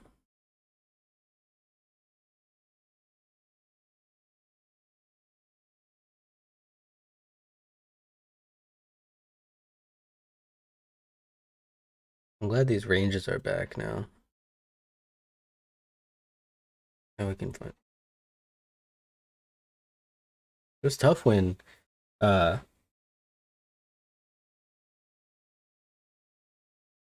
it was tough when Bitcoin was in these tight ranges because you couldn't really You couldn't really catch a lot of these moves because they were like, 100-point moves, and then next bar would form be 100 points the other way, and then another 100 points the other way. So now that we actually have some decent movement, we can start taking some more inside moves. Still haven't broken any lows though. See this? We got sellers getting trapped here, sellers getting trapped here. We want to see, like, if there's real supply, it'll break this area. If not, then it won't. But you see, every time it peaks below that VWAP, just gets bought up.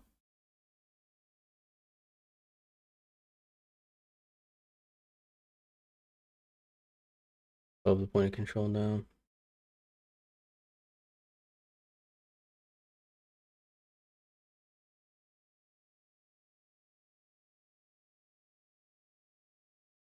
Ooh, yes, it's catching a bid.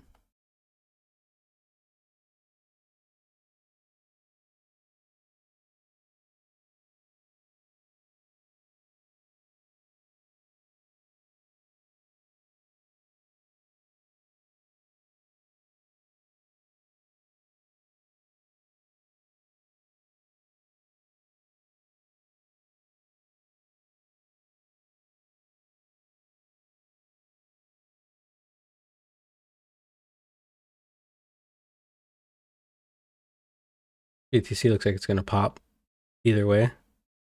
Yeah, we should see. I mean, it'll probably be a little bit later in the day that we see like an actual decent move. But I mean, like, there's been decent moves right here. So like, I mean, even if you just bought off the POC right there, you'd be up 130 points. That's what I'm saying. Like, so it's gonna be a little bit with these bigger ranges. We're gonna see some more mechanical trading.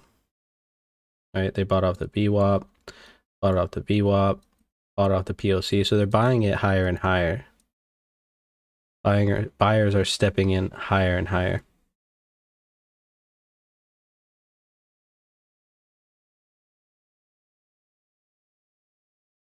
That's why you just got to be patient on some of these trades. We'll see as it comes up, because it looks like they're holding this level pretty good. Let's make this solid. We got that delta above, but let's see if we keep kind of getting a little bit tighter, right? So form us a little triangle, a little Dorito.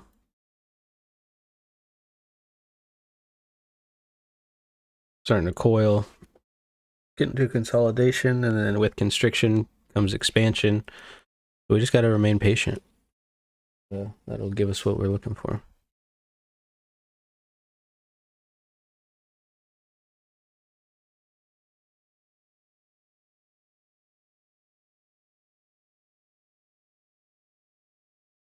Get your fidget spinner. Singles to the downside are insane. My EXO doesn't even register them. Right? Just have gaps and stuff. Oh yeah, like if you're zoomed out, yeah, it just looks kind of weird. It was just a big short covering, huge short covering. You guys remember the P profile, right? What we want to see for continuation, typically with these P profiles, is we want to see them more elongated to the top. To this. Right now, we're kind of seeing, this.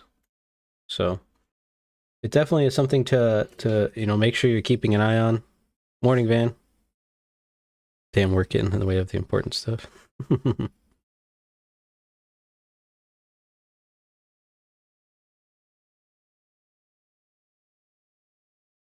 Matt Flint, good morning.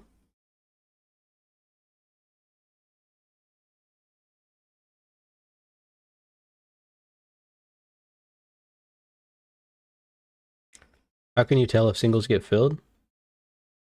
Price will come down and close this gap. So if we're looking at this gap, zoom in a bit. All right, so let's say price breaks down, right? Breaks down to the VWAP, backtest the VWAP, breaks down. As it's coming down, this set of singles will get filled if price comes down to this 36,855 level. That's how we'll know the singles are filled. We're looking for a couple of spots on the way down, targets that we have on the way down, to see if those are going to get filled. But we'll know if it's if there's actuals like real sellers. If they push all the way and close this first set of singles, that's a good amount of selling, right? It's a pretty big drop. 38.2 to 36. There's probably going to be some buying on the way, right?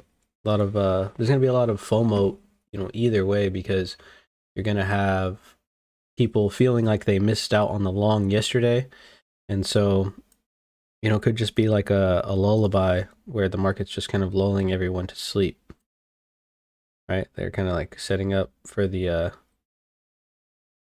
for a pullback, and by doing that, what they do is they'll bring it down, they'll spike price down, will break the excess, and then it'll start to run fast, and you'll start to see a ton of FOMO, and then it will rip down. The old pop, lock, and drop, as I call it. That would be a way that they trap everybody.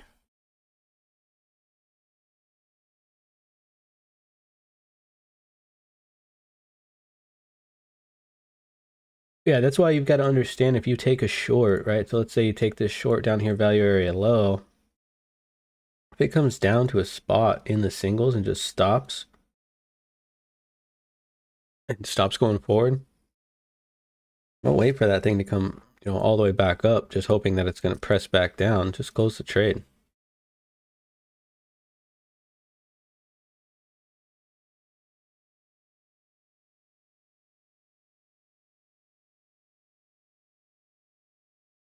You can see if they disguise that, the offsides play. Yeah, that was that play earlier up here. They did this just for you, Andy. It's this London session offsides play. We see that price came up. This bar comes up. It goes, pass comes here. Right to structure, and then came down after. Yeah. The London stock market's playing soccer with crypto. Football, I guess.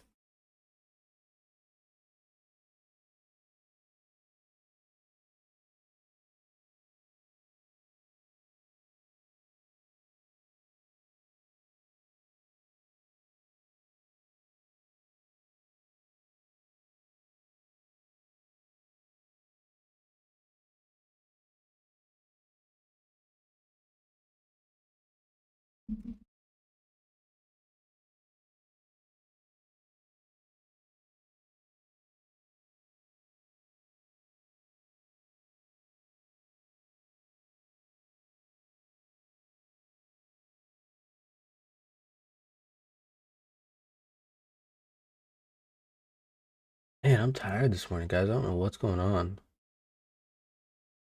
I'm losing it. The offsides play played out on the ES. Yeah, it did. Played out nice. Are you still riding it up? Oh, we got a poor low and a poor high. Interesting.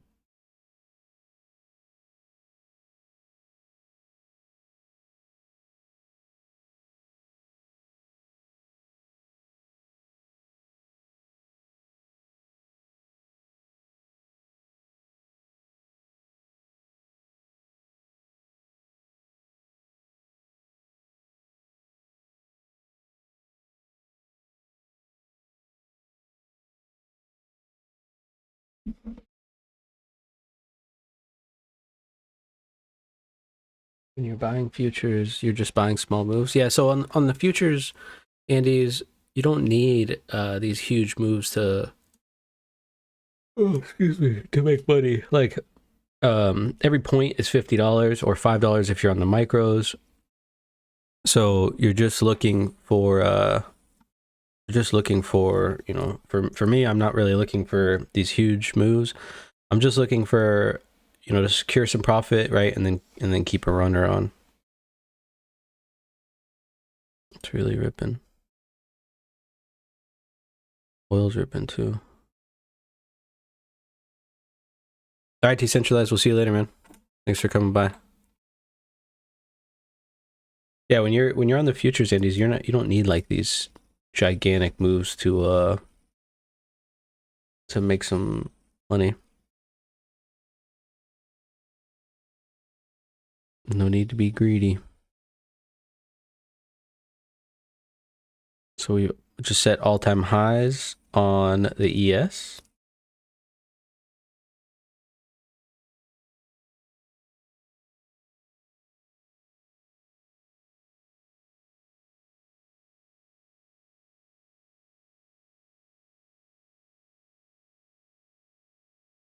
And here's that play we're talking about. So little offsides play here. Right, we get A period, B comes down, C comes down, puts in a poor low, gets caught off sides. Right at the overnight sessions value area high, and trades back up to all-time highs. I didn't capture the whole move. I ended up going long here, closing most here, and then close the rest back at the POC. So I missed out on this nice upside, but no big. 897. Good morning. Good morning.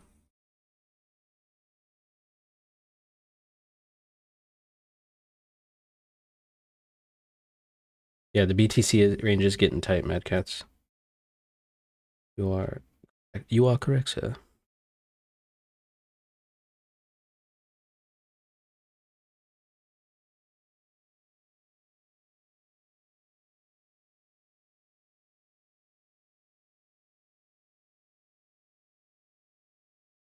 Very interesting D period on oil.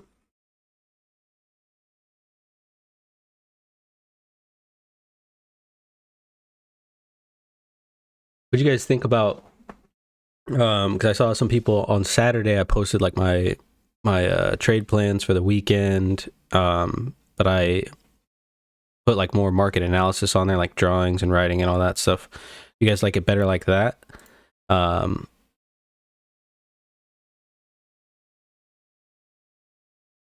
way you guys can kind of see like what I'm actually thinking, not just like, okay, this level to this level. Yeah, that's right, man. You don't need to capture the whole move. Right, and a lot of times when people capture the whole move, it's just because they got in early.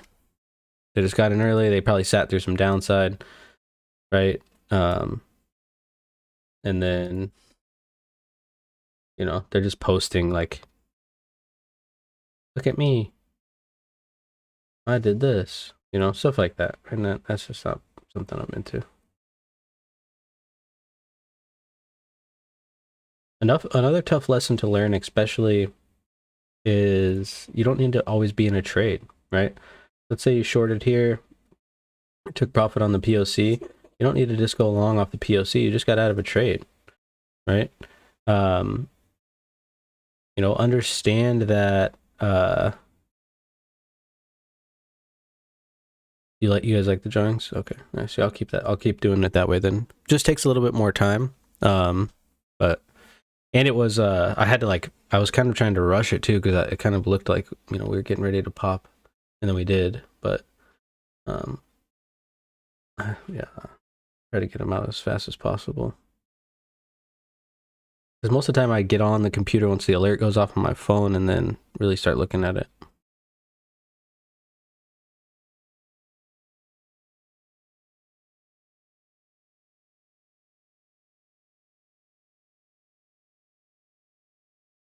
And some single prints. Look at these people shorting. They're just getting fucking wrecked. Damn, I should have kept those fucking AMD plays in patience. Killed me today. Oh well.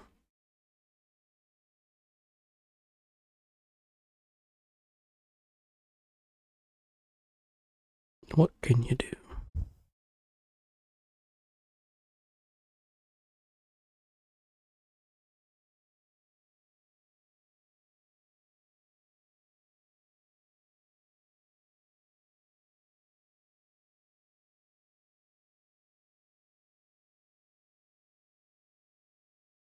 But yeah, like, if you're always looking to be in a trade, it can kind of drive you crazy.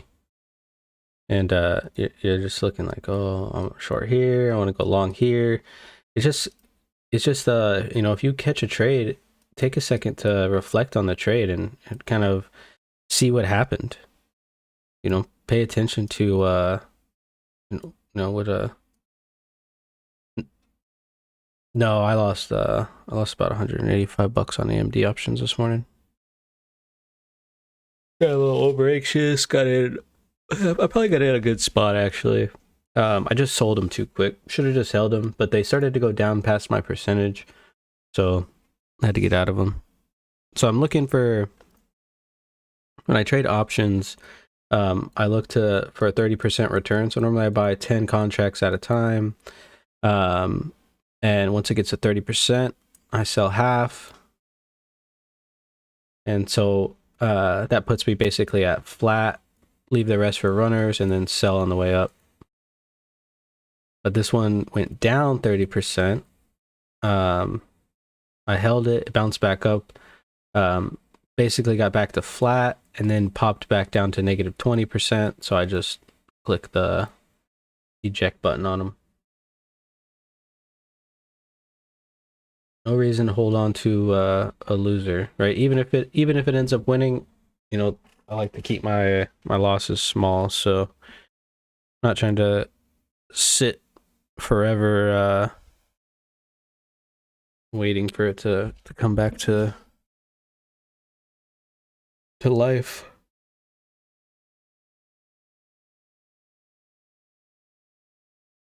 Let me take a look at them.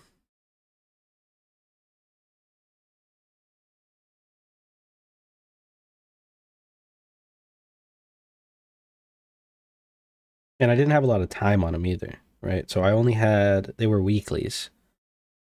So yeah, I stuck to my trade plan. Yeah, exactly. They were weeklies too. So if I had more time on them, so like the Roblox ones that I have until September, so I've got some more time on those. So I'll hold those. But for these ones, I didn't have a lot of time. If we look now, I can see I ordered them. What did I get filled at? I got filled at 238, and they're worth 238 right now. So they'd basically just be flat. I lost $170 on them. And I'm down on the Roblox options too.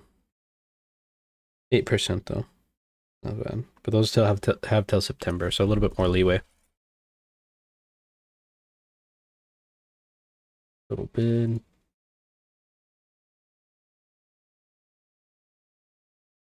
Sounds like they were very weakly. Yes, they were. I mean, unless you guys got shit to do, we could just keep rolling. I'll probably work out in like a half hour, but we could just kind of chill for a second. You guys want to look at options when we open up? Where the fuck is it at? Let me open up Thinkorswim again.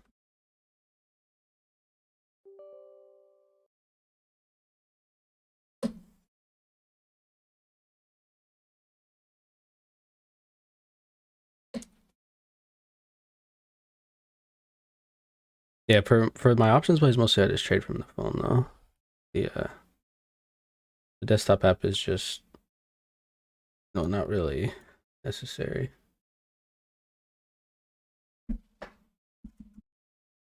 And you can do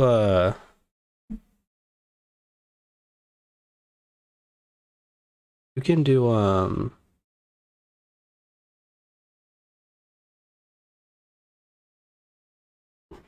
paper trading on options too.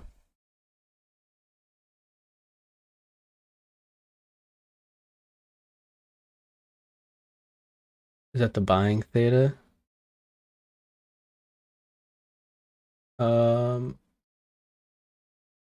We were looking at options last night. Back to this.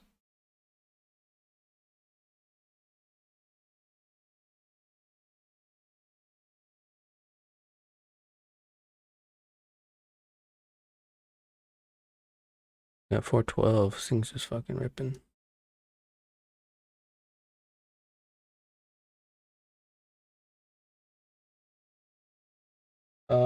So let's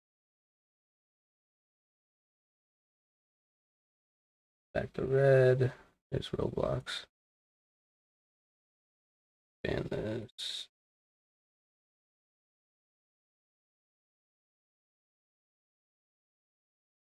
So here, what was the options you said were good? Um, Yesterday I was looking at AMD and Roblox. So if we got AMD, right? Um,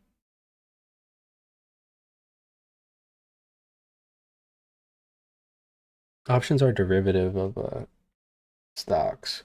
So it's like, so this stock is 91.84 right now, right? So in order to make some decent money on them, you'd have to have a decent sized account, right? You'd have to buy, if you buy 100 and it goes up a dollar, you make $100, right?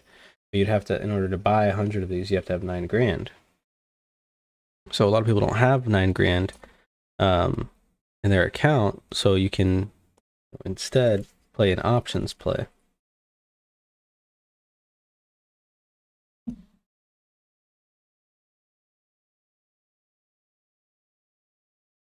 And I had these 93 calls, so they're actually worth more now than what I paid for them. So yeah, just should have been a little bit more patient. The thing is, they just dropped. They just started to drop. Yeah, on the YouTube video, I was talking about AMD and Roblox.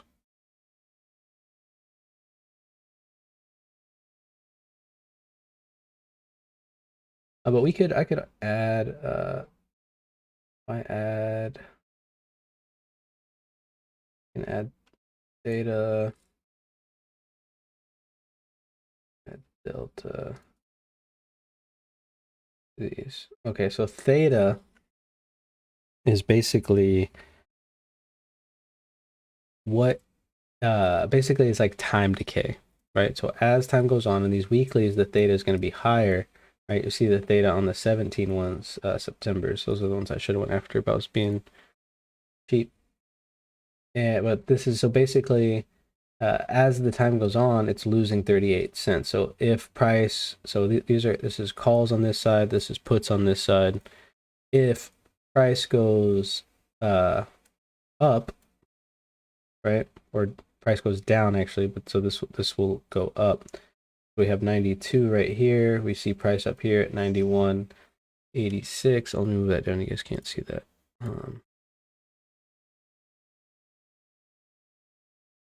There. Um, so if and you guys can connect, if you connect to paper trading, I think it starts you off with like 100 grand or something like that. And it's free. I'm pretty sure. This is, but I don't know if you get real-time data. If you're just paper trading, it really doesn't matter. Um, so basically, so here's price right here, 91.90. As price starts to go up, and this is up, so 92, 92.50, 93, 93.50, 94, these are going to gain this much, 51, 48, 46. This is the delta. This is how much they'll gain. But if price goes down, you'll start to see these drop off. So these will go from a 293, and the theta that's going to kill them is going to be 38 cents. So for every dollar, these are going, and then gets into 50 cents up here. But every dollar that it's going, um, it'll take away 38 cents, 38 bucks. The 100 grand progressive is that's if you're connected to a paper trading account. I think you can adjust it too. Um, you can. There's a web-based one too. Also,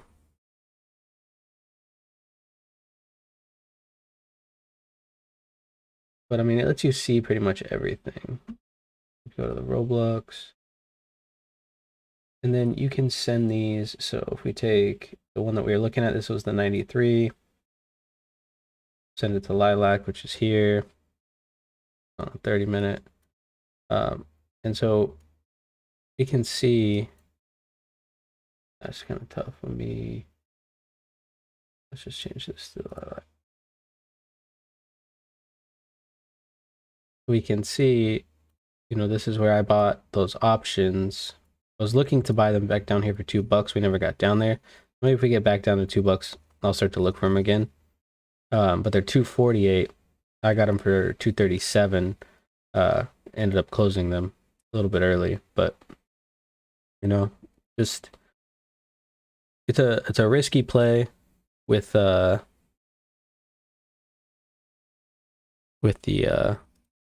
earnings today. So basically, I mean, there's a lot of ways to play these options, right? So you buy a call, and a call is basically just a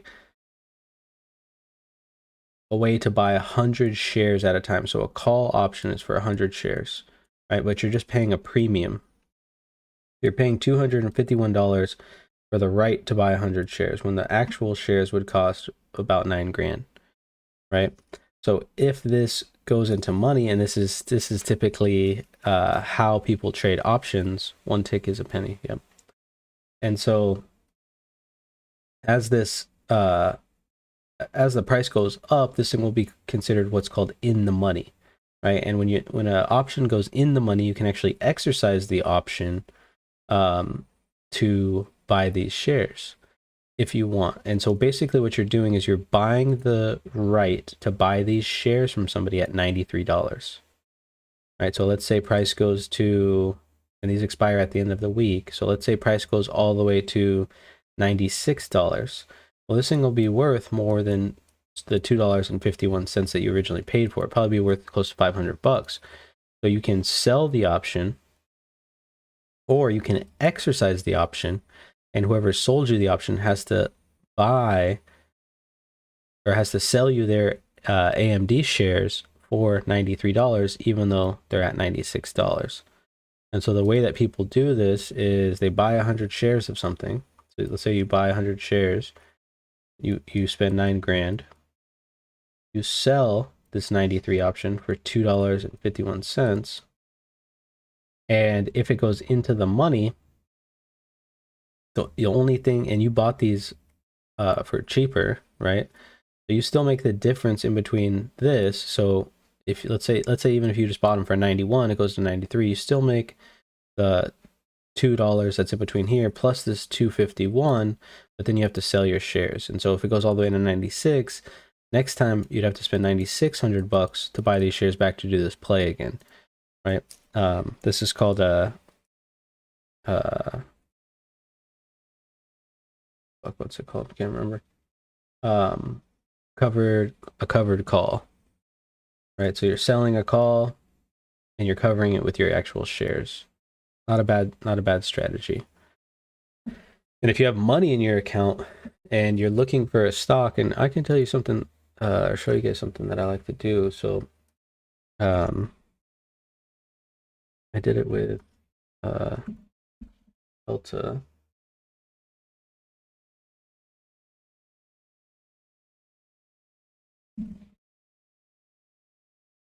So let's say you have a stock going, whichever direction. So we're going down, and you like the price that it's coming down to. If you have the money in your account, right? So this is 38, so you just have to have $300 in your account, and this is where you'd like to buy the the shares, right? You go over here to trade. You go to this 38 put, right? I wouldn't recommend doing a weekly, but you can do a monthly. Go to the 38 put, and you can sell this 38 put for $54, right? And then you just have to have $3,800 in your account because you're going to buy them. No, there's no minimum account size. The only thing about stocks and options is that there's a pattern day trade rule in the United States, so you can only make 3 intraday trades. So if you make a trade and you sell it on the same day, that is one trade. And then you can only do that 3 times in a 5-day span. But so let's say you go in and you sell these 54 puts. So you get 54 bucks from somebody, right? And let's say price goes down to 39 by August 21st.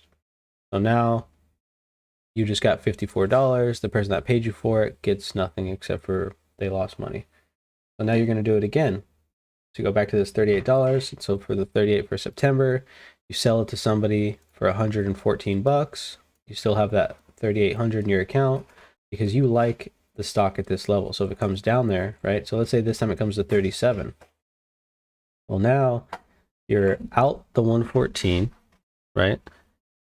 And being printed with a week delay. How does CO2 report really help? It just shows you where they're building their position at, right? But so it comes down here, and now since you sold what's called a naked put, you just have to buy the shares at this price at 38. So you still get to keep the 114, and you just buy the shares for 3,800. And so now you own the shares, and now you can go over here and start selling covered calls. And or you can just keep them, right? And I mean, it's not a bad thing. You just keep going back and forth. So now you go back over here. You're selling covered calls. So let's say price was going up or price was going down to 38. You had to buy them, so you had to spend your 3,800. So now you've got 100 shares of Delta, and you've made 114 bucks plus the 54 bucks from the month before. So you made 168 bucks. And now this next month, you're going to sell a covered call in November, and you're going to sell, you're going to sell one for 200 bucks at 45. All right. So now you're looking at, what was that? I can't remember the last numbers. Let's just say it was like 345, right? So now you're up 345. You paid 3,800 total for these. So you just minus that. And you just keep doing this over and over. And then let's say this thing goes all the way down. It covers. Well, you make the difference in between these shares. So you sold the 45. You bought them for 38. So that's going to be, what's that? 7. So you're going to make 700 bucks on that.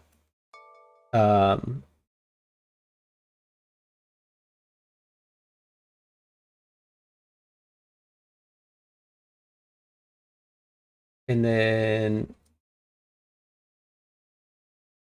so now your original investment has turned in from 3,800. Now you're up 1045, but you don't have any more shares. So you need to get the shares. So now, then you come to the next month. And this is just a strategy to say, like, keep going and doing and doing and doing this. This is what people that make money do. The money is in selling the options, not buying the options. You go back, see these options are 240. So you have to buy, and now you have to buy 100 shares, but you're looking to buy 100 shares at this 38 price. So now you just need to have this 3,800 in your account, which you do because you made that 1045. So now you're up in your account. Come over here, you sell this thing for 240, and then just wait till it gets down. It doesn't get down this month, and you sell the next month. It doesn't get down this month, you just sell the next month, and then just keep selling it, right? You might have to keep moving your price up as price goes up, right? Like obviously this isn't going to be worth 240. It'll be more close to this following month of this 125. And then if price is down here, you might have to sell options a little bit closer, right? But if you're just looking for small, consistent gains and you have the money in your account, right? It's like a free money every month, and that's how I look at it, right? So like, for August, right? If you were to, well, we're pretty much in August, so if you were to go to September, You sell these 39 calls for 150 bucks, they get filled, and as long as price doesn't go down, right? You get free money, you don't have to buy any shares, but you don't mind buying the shares at 39 bucks, right? That's where you want to find. You want to find the spot where you don't mind buying the shares. Price doesn't come down to 39, you don't get exercise. The next month you just keep doing the same thing, and if it's, 150 bucks a month, that's paying for, you know, some decent bills, and it's not really, depending upon the stock, you don't really have to have that much money in your account to cover that. So that's how I look at that.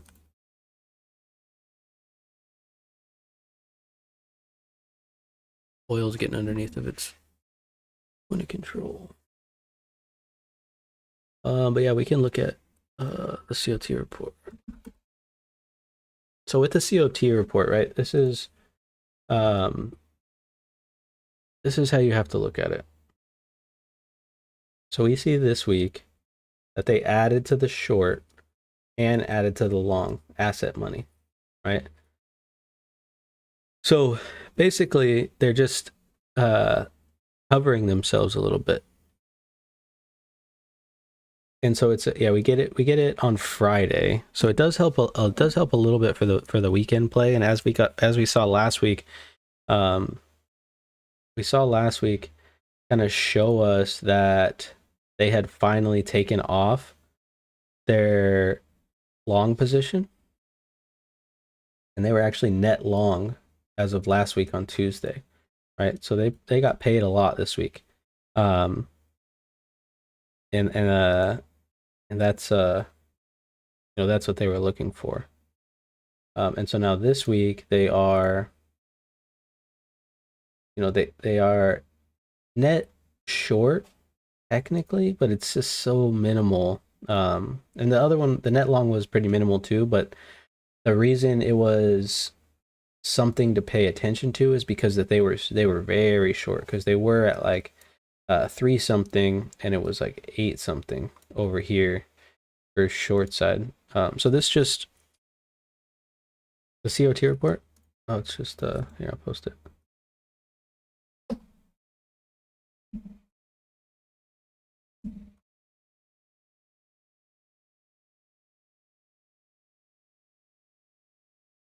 Um, but yeah, so we see that they're taking a bit of a short position as of last week. They might have got squeezed. I don't know if they're a part of this. I know somebody got squeezed, mostly retail traders. So it's not really a big position. And they might have sold. So this is futures, right? So they might have sold options. This is contracts. So they were short contracts, but they can hedge against that by selling the Bitcoin options. So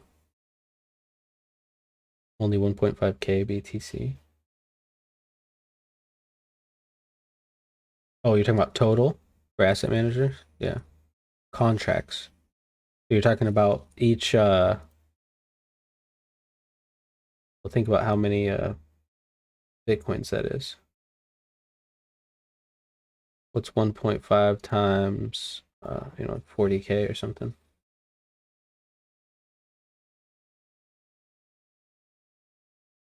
Yeah, it's not a lot. It's definitely not a lot. You got to think like they're not Bitcoin is relatively new to get traded, and they know how manipulated it is. I mean, look at leveraged funds, prop firms. They're just gambling. I don't know what the fuck they're doing. They're still short like a fucking ton, right? This is who's getting their head ripped off.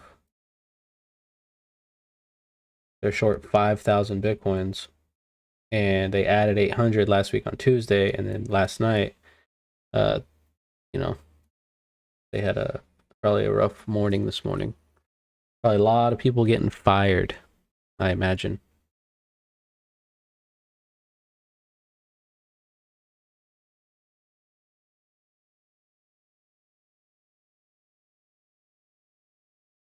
Let me catch up with the chat.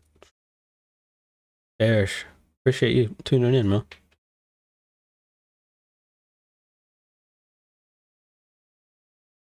Hi, Brad. I'm stuck with a call on RKESTK January 23rd, which I bought at 13:30. Okay, hang on, let me look. You're stuck with JT. I've heard of this. Cool. Okay, let me see. January 2023. This up. Can you guys still see? All Stars, what's up, bro? I bought 13:30, hoping to get premiums with the weekly shorts, but it got so bad and the premiums are not good at this time. Let's see. So you got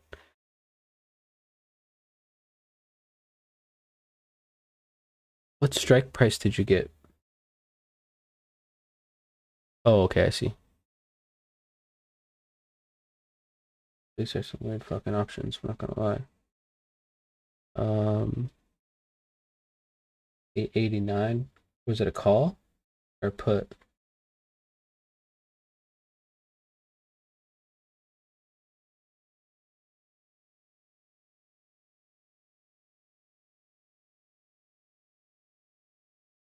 Oh, you got a call probably, yeah. Then this black. Look at the a lot of volume on here, man. Open interest is 1,000.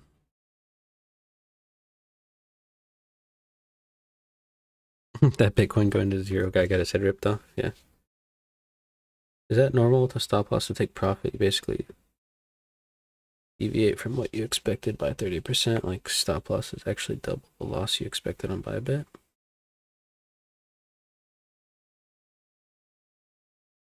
I'm not sure what you mean, Anton.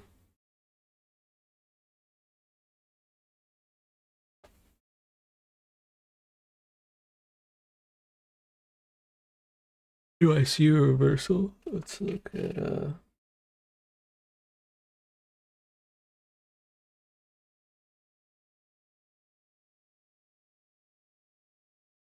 I mean, we are popping up a little bit. I haven't paid attention much to this stock, so I'd have to look at it for sure. Definitely watch that 1694 level. Up here.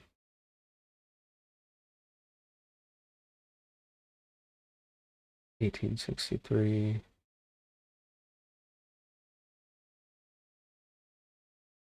Guys, we're gonna work out in like 10 minutes, so put those away and go get dressed.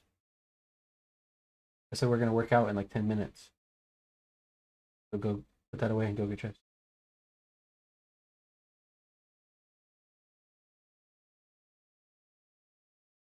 Yeah, you got a call. Oh yeah, the call said yeah. And you got in for 889. Look at a bigger picture on this chart.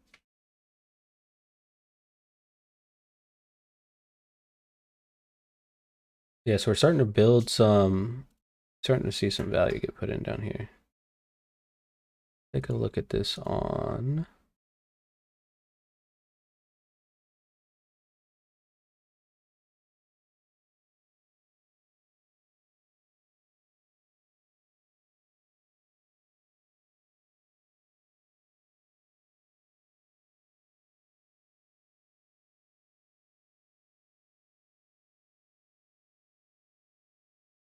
yeah, so we're seeing some basically just in value right here. So you want to watch this 1694 level. If it gets much below that 1694 level, see it opens here and its price is at 1734. So it is moving up.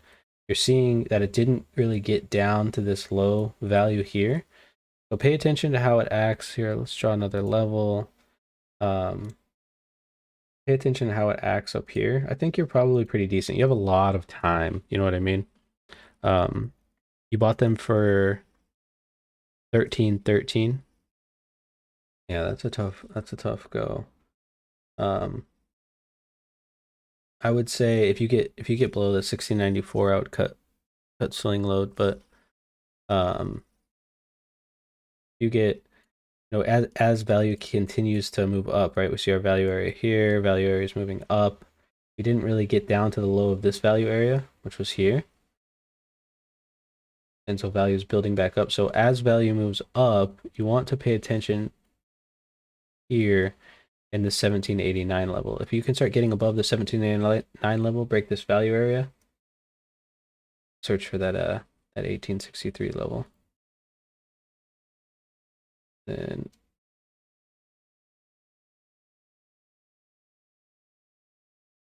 ooh, a nice balance area right here. Right above the 1683 level, there's a balance area. So I would say you're probably going to get some resistance from like 1863 to 1903. And then above that, there's another balance area. I think actually trades pretty nice. AT companies. I'll have to add that to my list of shit to look at.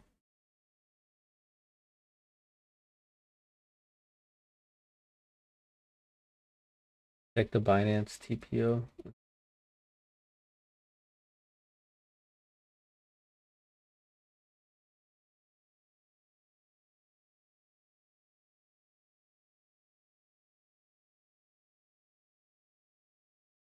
Oh, you have to pay for data? That's not bad. Yeah, CME data is cheap. Yeah. That's not bad. That's not a bad idea. Yeah, no problem, Christian. Yeah, this is called the TPO, Paul. What wick are you guys talking about? Well, you've had it since April? Yeah, probably. Yeah. Once you saw, yeah. So if let me go back to that chart. So when you see something like this, man, you had it since April. Let me move this up so I can see the date. You had this thing since April. Let me add a time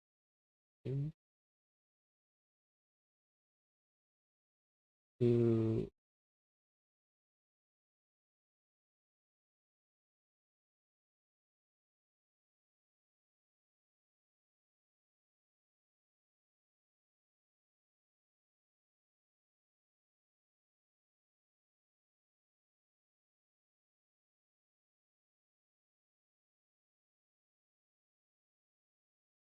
get it in April, you said?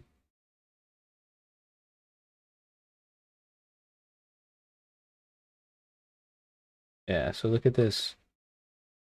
If you're looking at something like this, right, and you see like this little balance area, I mean, this thing just basically traded sideways for like almost a month, right? And slowly to the downside.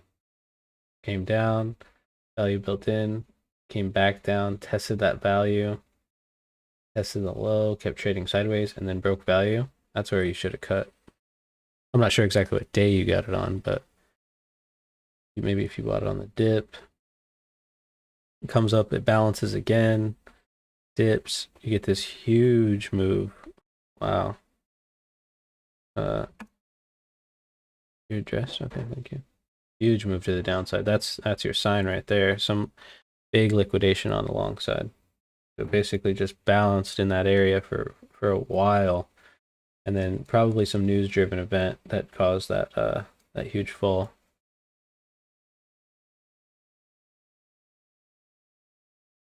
This would have been the perfect time to buy.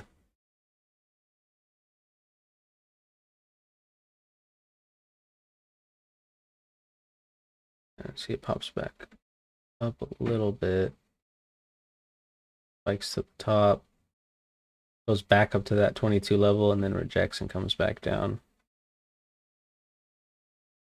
And it has this balance area down here below our 22 level, and then another long liquidation.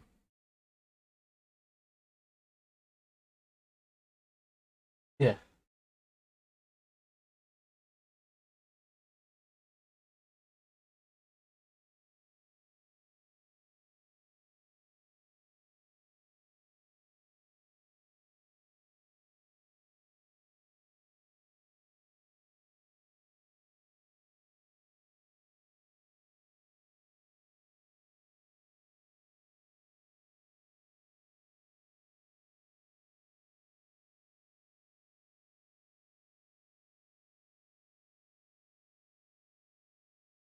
I don't see the wick that you're talking about. Talking about this one? This is the Bybit wick. Are you talking about Bybit or Binance? Oh, Binance. Okay, let's see. Binance.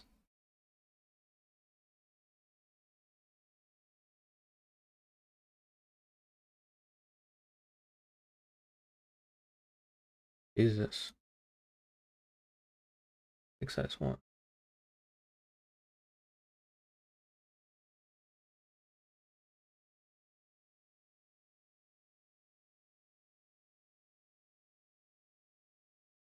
One. Yeah, I guess I don't know what the fuck's going on here. That's something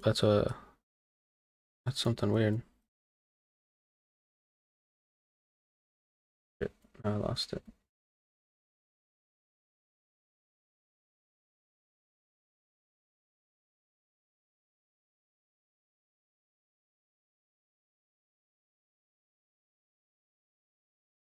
It's weird that it doesn't show on the chart. Let's look at the like it doesn't show on here.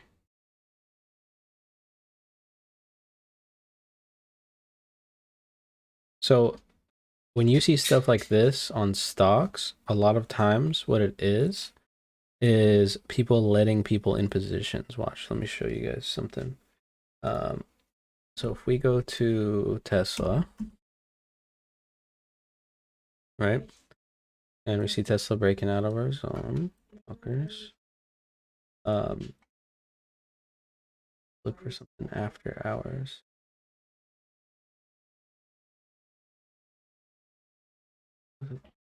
But actually, you know what? I know Apple has some for sure. Oh. Um,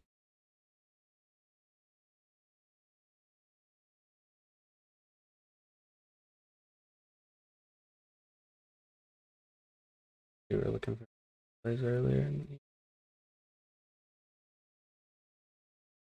It's not really showing it on here. Click on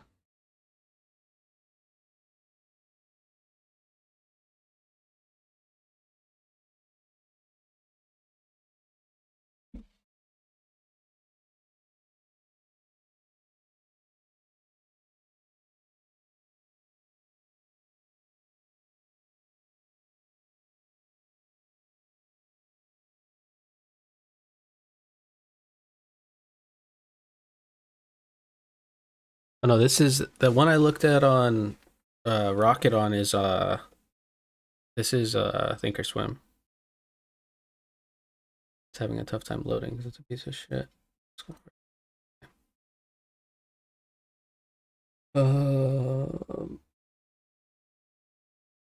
Apple.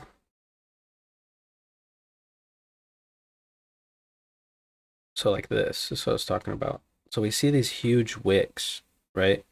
And so, and this is pre-market.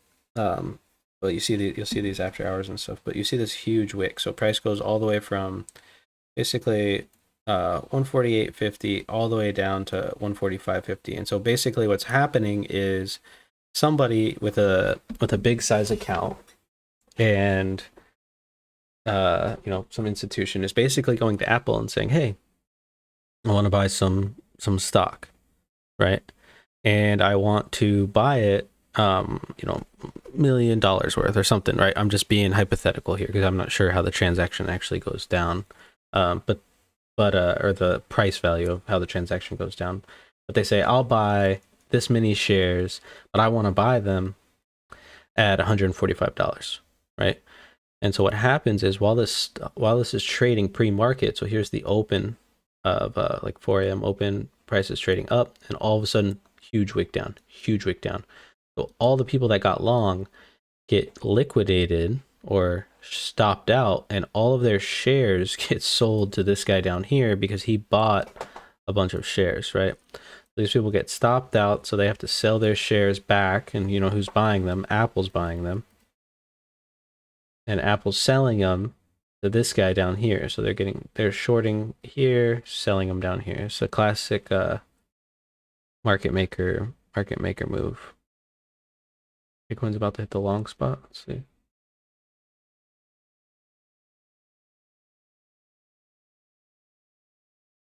Yep, breaking out of value.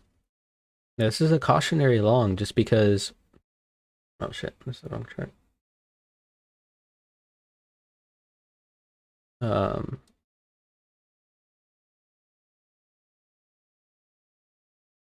I mean, it has a decent setup, but I just don't know how much movement we're gonna get, especially because we're gonna see selling right here, right where they sold at last time. So it's definitely a cautionary long. Good, Christian. I'm glad to hear that. Glad to hear that I can help out.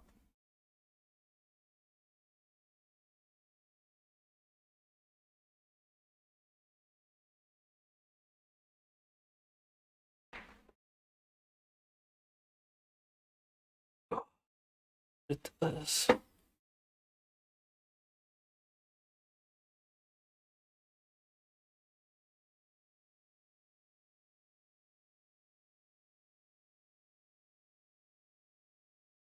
There's a lot of resistance right here.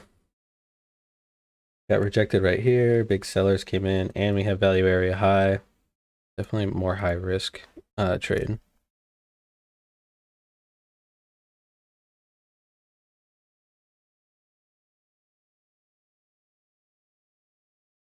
Getting pretty tight too. Wonder if they'll try to front run this to the downside. You see where buying stepped in last time here? That caused this little pop here. You wonder if this is where they'll try to sell.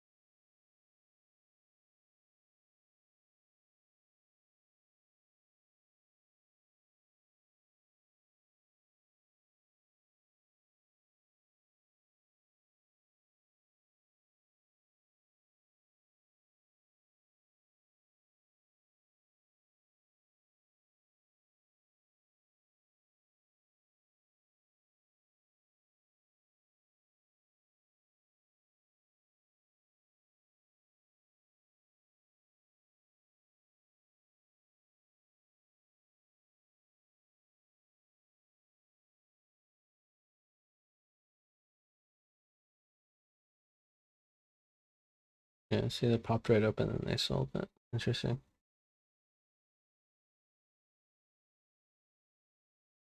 Interesting. Interesting. Okay.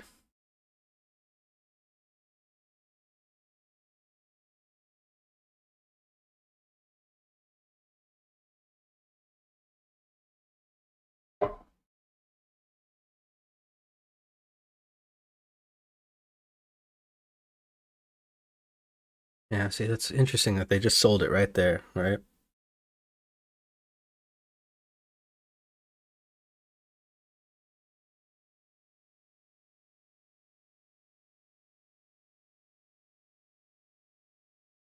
Yeah, definitely it looks like we're constricting. Got the VPOC still down here too. Time point of controls right above it.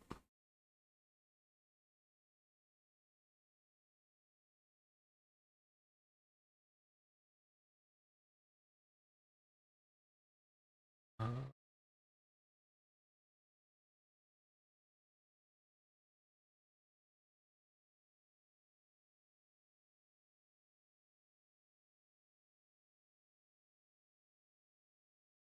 Kind of looks like a little bit lower here.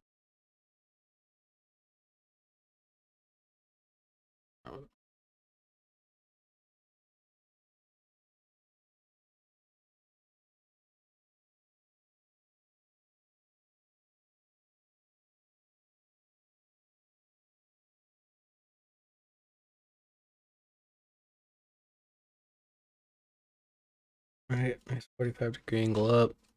You know, supply's getting shut off. Sellers are trying it. It's 9 o'clock on FTX. Quant Tower rejected value area high.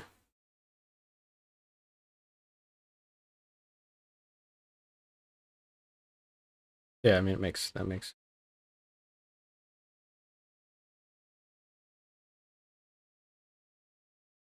It's just looking real tight. Go to.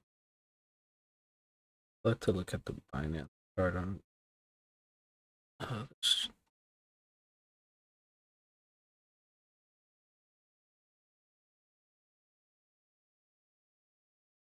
Look.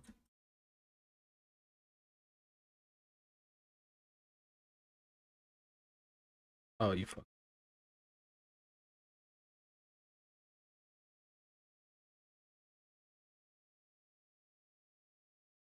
Yeah, so we're seeing it get pretty tight. Looking for that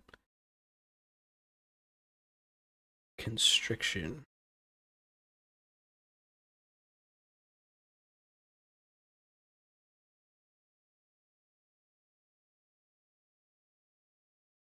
Yeah, I failed the value area high as well on Binance. At least at the volume point value area high. Yep. Chappies, we are in price discovery on the ES. But we're coming back down and we see those singles in D period. Alex,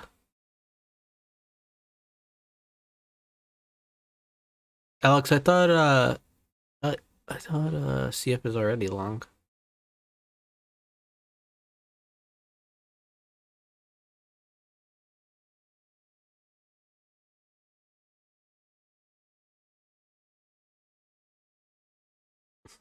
Lionel Richie.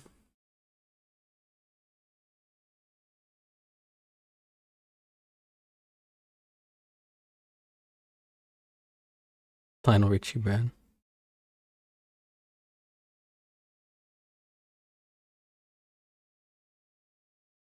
Yeah, so it's definitely worth watching this constricting.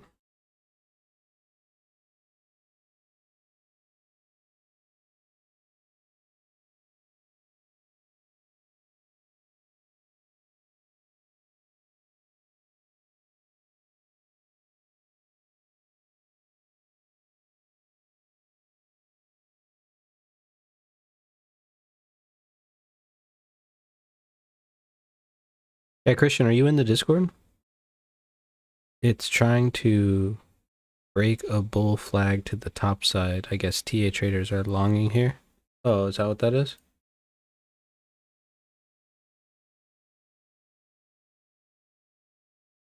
Like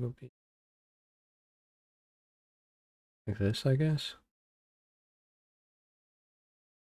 I would say that the bull flag is probably not done then, if you're doing a bull flag. Because typically, I mean, it is constricting for sure. So you'd want to see maybe it pull down to the POC, then break the tops.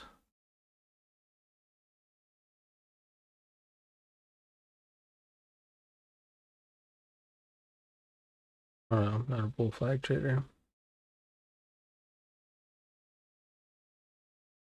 Just keep it tight and watch it, see what happens. We just have to figure where selling going to come in at, right? And we expected it to come in there. Now we'll see how it acts at that same spot, right? Same spot they got long before. Here's a short position here. If we get above that, maybe some more long paper comes in. And goes, I was like Crisco. So yeah, chappies, watch those D single prints. If you're looking at the ES, that's a pennant. A bull flag is a rectangle. No, a bull flag is supposed to be like this. So a bull flag is supposed to go like this, up and then down, like a flag. This is what a bull flag is supposed to be like. If the bull flag is like this, That's not a true bull flag. Bull flag is supposed to come up and it's supposed to consolidate on a pullback and push it up. TA traders like the 1 hour and the 4 hour.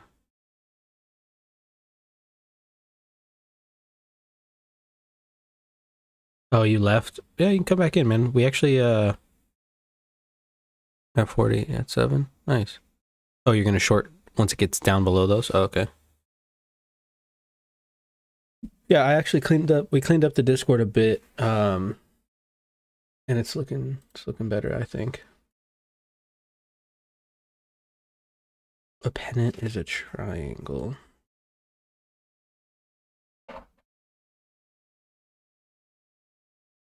Oh, the 1 hour looks like a bull flag. Let's see.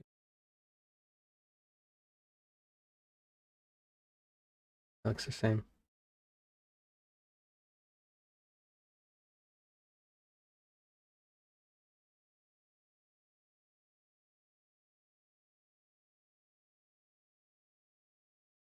Get some buying. I want to see buyers come back in at the same spot.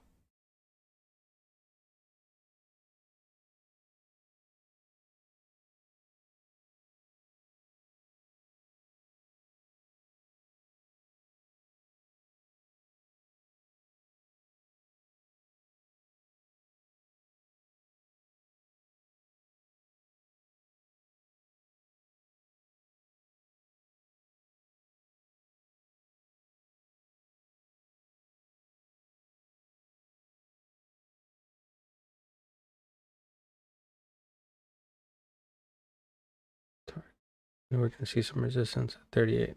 Wait, probably right here at 3,900.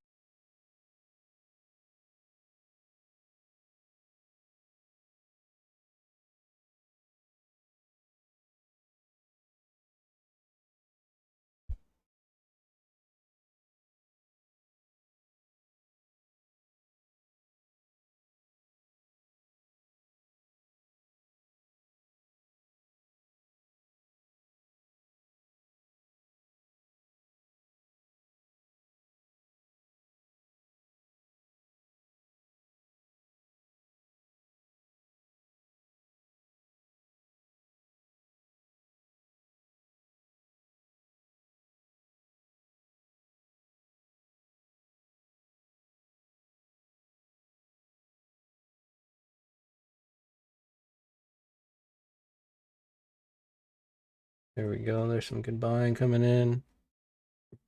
See how we popped over that delta?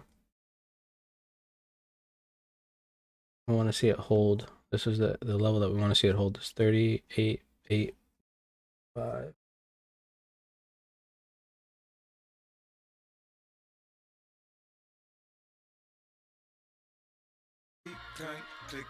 There's our first target.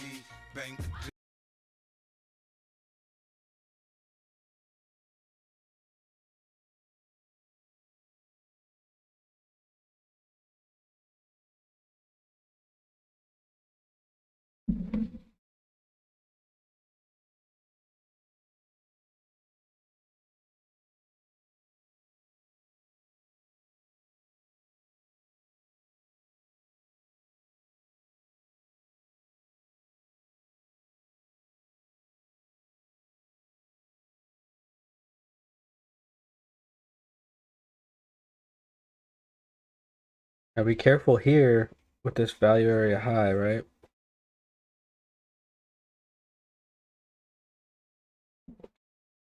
We came. Oh, they might need to wake up. Yeah, I took the long.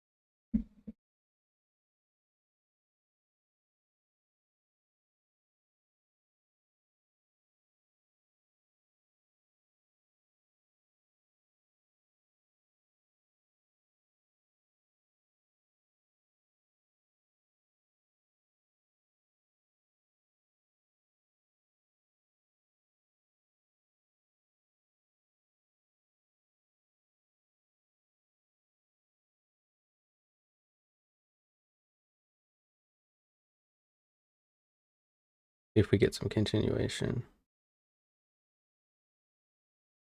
The regular market doing oil still coming down. US market's just sitting.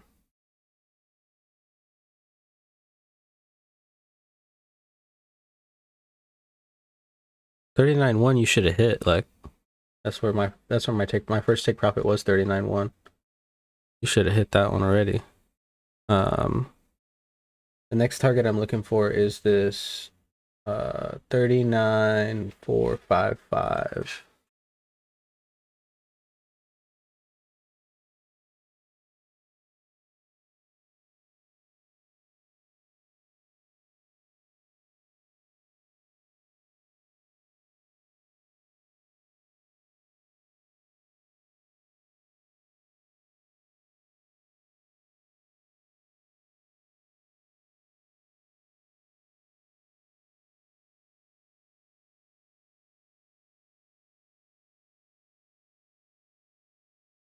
Nice, good shit, bro. All right, John, we'll see you later, bro.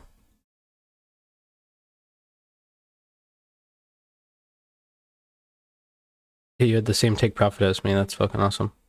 Shit, liquor.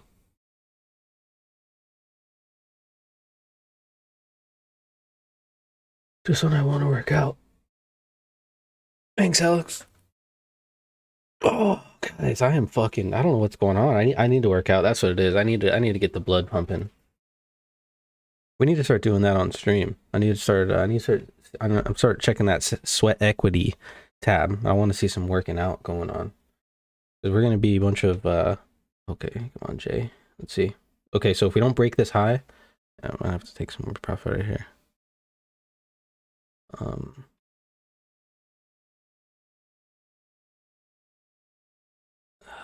on. Okay, so this is where we're gonna watch it. Watch out that 39.150 where the big buy position's at. See if they come back in.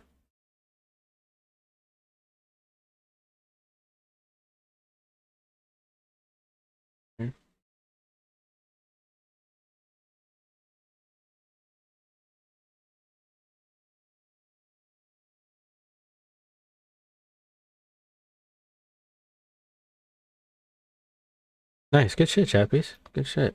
Nice, so look, they came in right there, right where we're looking for that, 39.150. Now let's see if we can bust this top. See if these buyers come back in. You guys can do it. Sometimes you gotta cheer them on, guys. You know what? Might even have to call Elon. I don't know. Like, bro, what the fuck are you doing? We need some, I need you, swole traders. I don't want to be swole. I just want to be, not fat. I just want to be, not even not fat, right? Because I'm a little chunky, right? I'm like what they call thick. I'm 5'8", 200 pounds, right? I'm pretty, got wide shoulders, big chest, right? Big body. Oh, fuck that. Let's get the fuck out of this thing. Okay, I'm out of that trade. Had to hit the button. Damn, we held that value very high, too. It might pop back up. Who knows? It's alright. Not too bad of a trade. Still holding here. Yeah, probably shouldn't have closed. I'm in like fucking 3 trades though, so I'm trying to balance shit.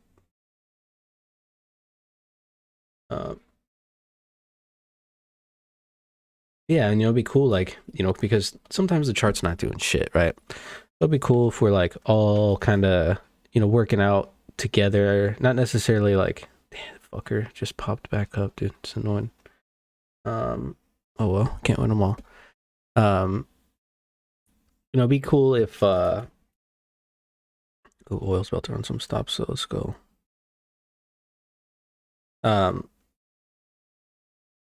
You're still keeping a third? Nice. Yeah, I should have, dude. I got fucking over anxious and just clicked the fucking eject button. I have hotkeys on my computer to jump out of a position quick if need be. That was a need be situation.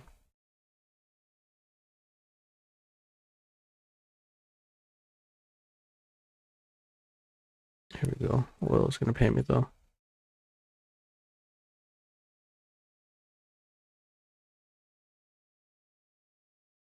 Come on, one more tick.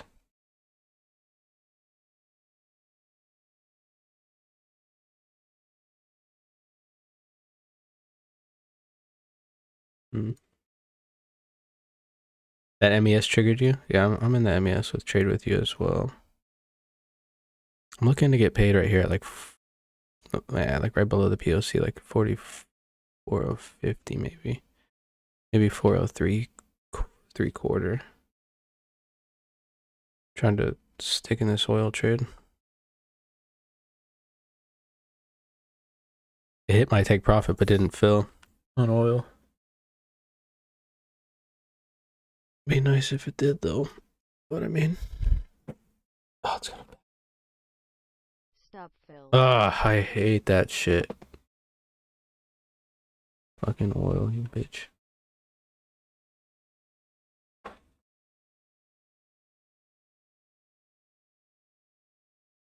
Yeah, the MES is nice, man.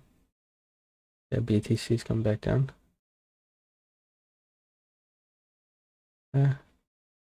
Still staying above that value.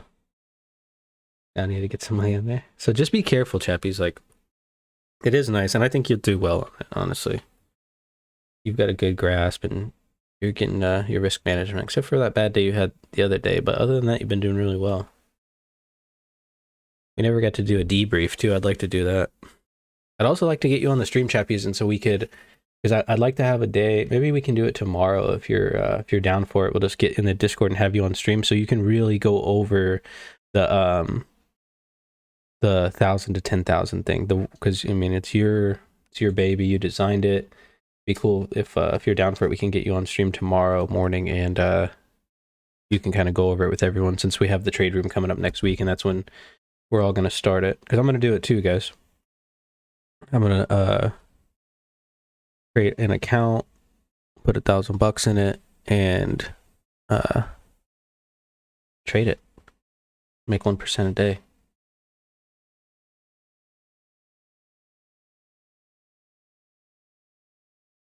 Now, chappies, you got to decide if you're gonna be Chappie's Crypto or Chappie's Futures. Or you're gonna have to slash your name. Right? That's what James is telling me. I'm gonna have to change my name from Bitcoin Brad to something else. I just like the BB and like, the CC, right? Chappie's Crypto. That fits nice. I wouldn't change it. Eric, you could be Eric ES.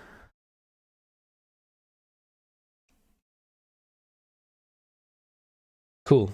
Yeah, so we'll plan on that. I'll shoot you a call in the Discord tomorrow morning. Probably around like 6:15 or something before we start the stream, and then once we start, we'll just let you nail it. Nail it to the wall. Chappie CF.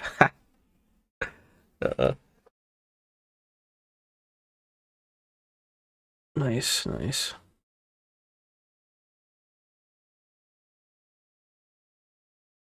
Van, you're in that 1,000 to 10,000. Yeah, everyone should try. I mean, like if you're serious about consistent gains, yeah, there you go. AA.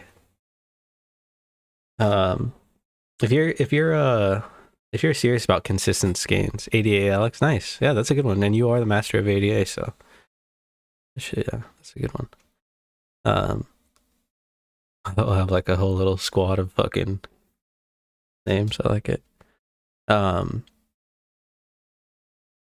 yeah, if you're serious about, making consistent gains, this is a place to be with, such a great community. Definitely, super happy to be a part of this and kind of help everyone along their journey. And hopefully we can all, share our gains at the, in 233 days or 32 days. What I can't remember the exact number. Also, you're on vacation, right?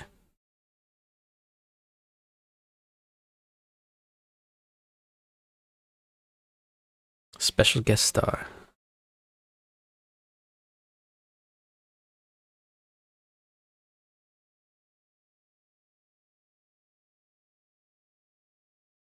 Be hard for some of our American viewers to understand what you're saying, chappies, since you speak Australian.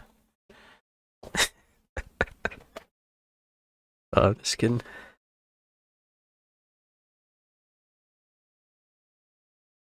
We had some people on when we were streaming the game. We were playing Call of Duty this weekend, and we were streaming. We were streaming Call of Duty, and some people were like, I think they're pretending they're from Canada because they kept saying like hoser and shit like that. He said stuff. And but they, you know, like Mike's, because I played hockey a lot growing up, and and oh really, you were born in Canada? Oh, okay. Yeah, your accent is not like I've heard. Oh look, it's still going. Fucker. What can you do? About to hit my second target. Actually, it did hit the target to the fucking tick. There it is. Oh, well.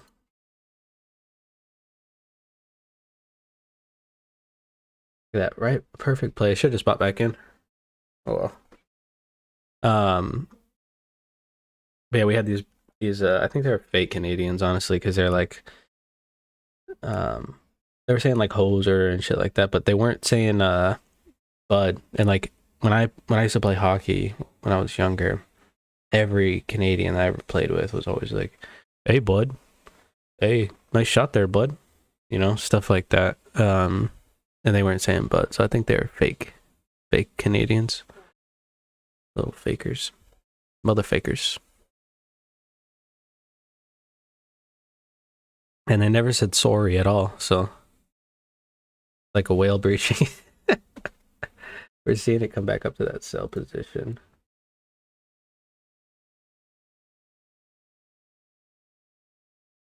Just going.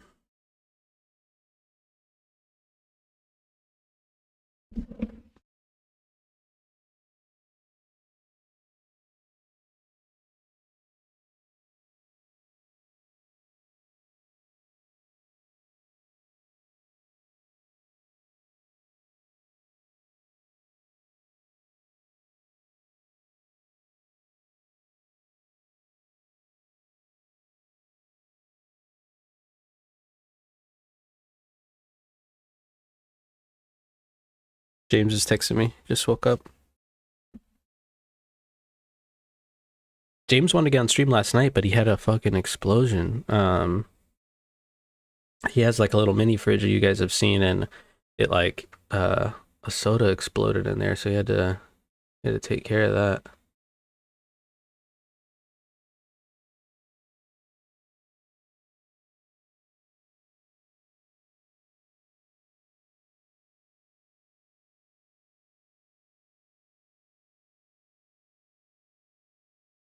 I'm selling up at the top.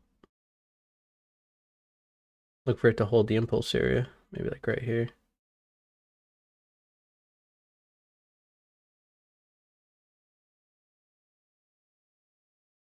All right, you guys ready? Okay, guys, my kids are itching to fucking work out, so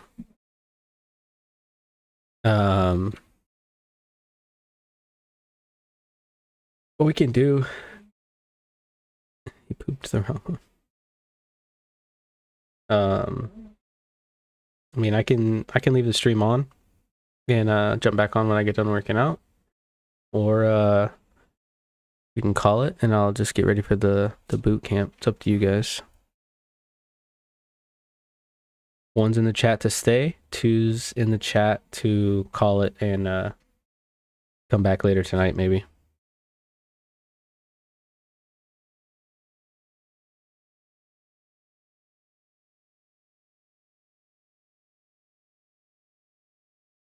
All right, chappies.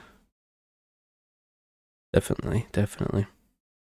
I'll see if James can wake up for the stream tomorrow too, since he's being worthless.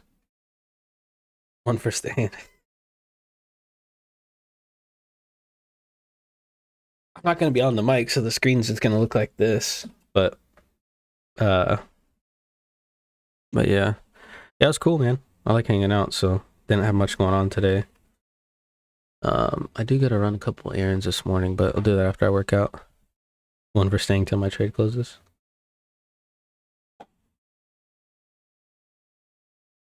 I'm ready, yeah. Chill. What's your blood sugar? Oh yeah, we got swimming lessons tonight too. All right, Eric, we'll see you. Yeah, Luis, I saw your message on Discord, bro. I'll respond. Two. All right, guys. I'm gonna call it. I'll probably stream tonight. Maybe I'll play some video games or something, and we can look at charts and play video games at the same time or something. I don't know. We'll see. Um,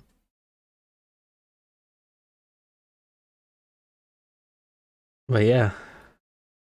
Any levels to watch? Yeah, let's look at some levels.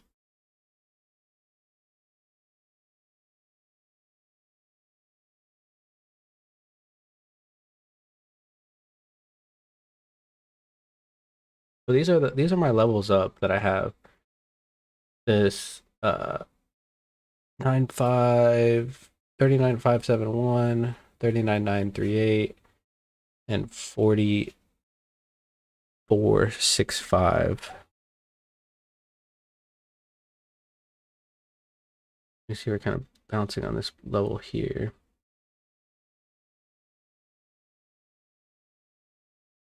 Yeah, we have a lot of levels now because that fucking move yesterday. We had to find out where we were going to take some profit at. Not a bad day trading though, guys. Not a bad day at all. Nasdaq's coming down. Anyone still in that ES short? Chappies, you already take profit on there? Appreciate you guys. Thank you.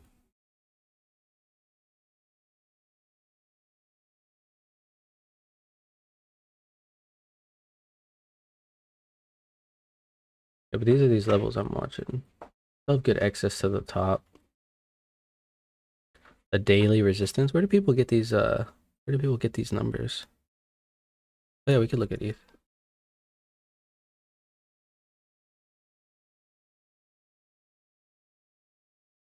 You're still in there? Oh, you took profit, Chappies.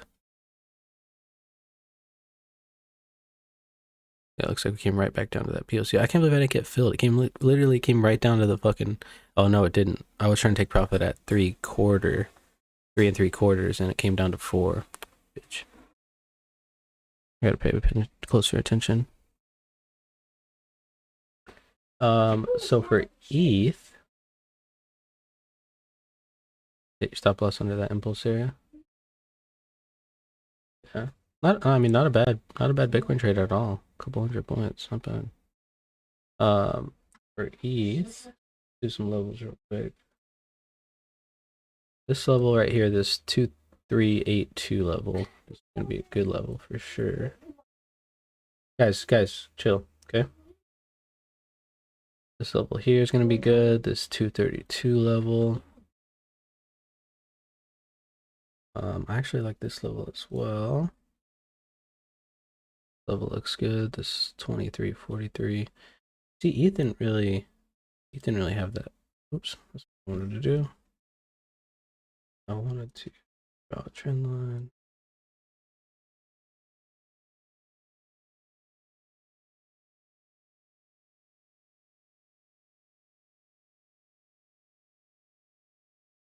The daily resistance is the previous place where price rejected or supported. Oh, on the daily time frame. Oh, okay, I see.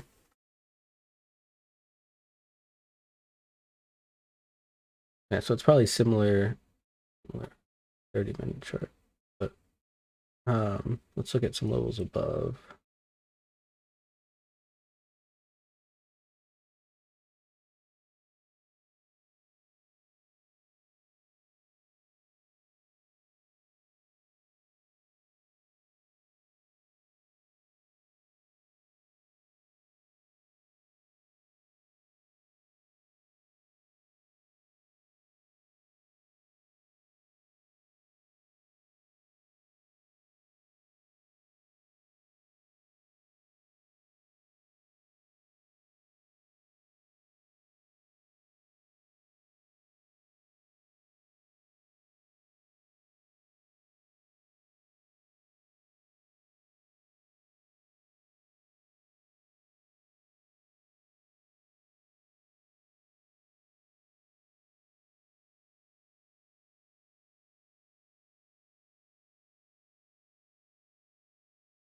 Isn't it amazing how that happened?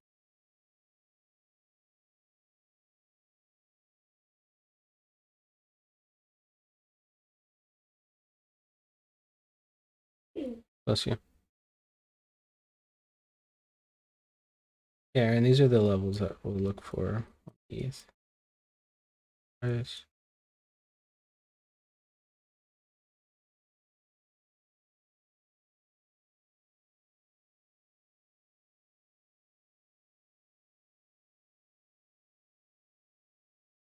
Pretty decent pullback, huh?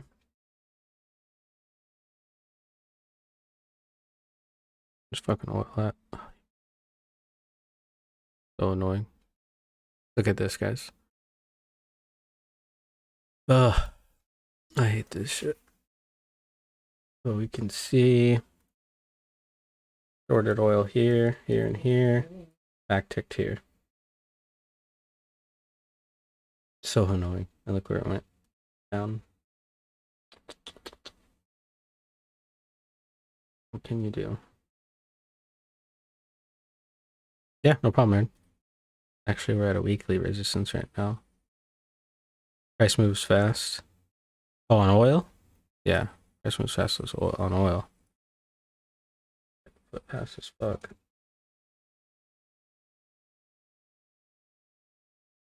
On Bitcoin, let's just make a little trade plan and then I'll go. I really got to work out, guys. So we're kind of holding that top where we thought there was going to be resistance. Resistance turns into support. We know that, right? Top of structure. So it pulls back, it's bouncing, and we want to just watch this value area high. If you're in a long, you might have to just be patient, right? We hit a pretty decent move, but I closed early like a little baby back bitch.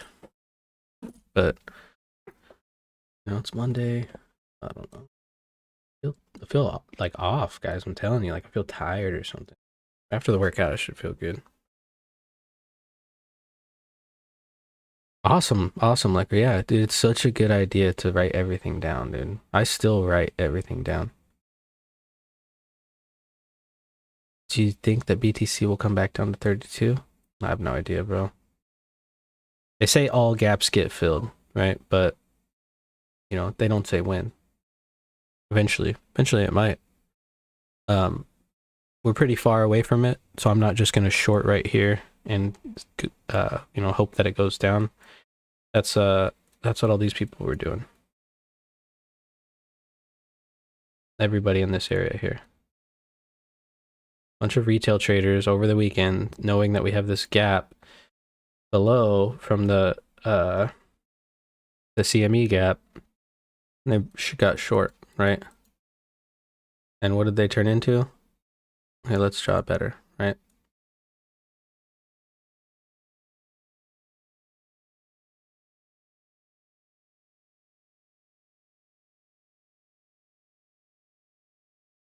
Football.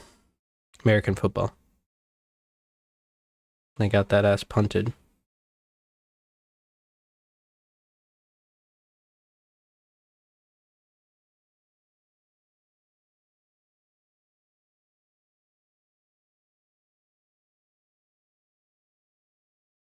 Right? Got their ass punted up the field. So, we're not here to try to wonder if they're going to close, if they're going to do anything like that, but BTC USDT futures suck. Yeah, they do. I like the USD futures better. A lot better, actually. I'd rather trade that. Yeah, they got their ass punted up the field, and paid the price. And the price is time, dollars in their account. So a baguette. Yeah, that did kind of look like a baguette. That was a football though. All right, guys, it's time to work out. Your shirt's on inside out, and my kids are just sitting here staring at me like vultures. They're like, "Dad, it's time to work out." They love to work out, man. So they keep me on it. But yeah, you guys enjoy. Appreciate everyone coming around, hanging out, and I will catch you guys all later. For those of you in the trade room, I'll be in the trade room not the trade room, the boot camp. We'll be in the boot camp later today, and then for the rest of you, try to do a stream tonight. We got swim lessons tonight with the kids, so maybe after swim lessons when we get back. All right, you guys have a good night, or good day, or good evening, good morning, whatever it is, wherever you're at. Make sure you're managing risk and sticking to your trade plan.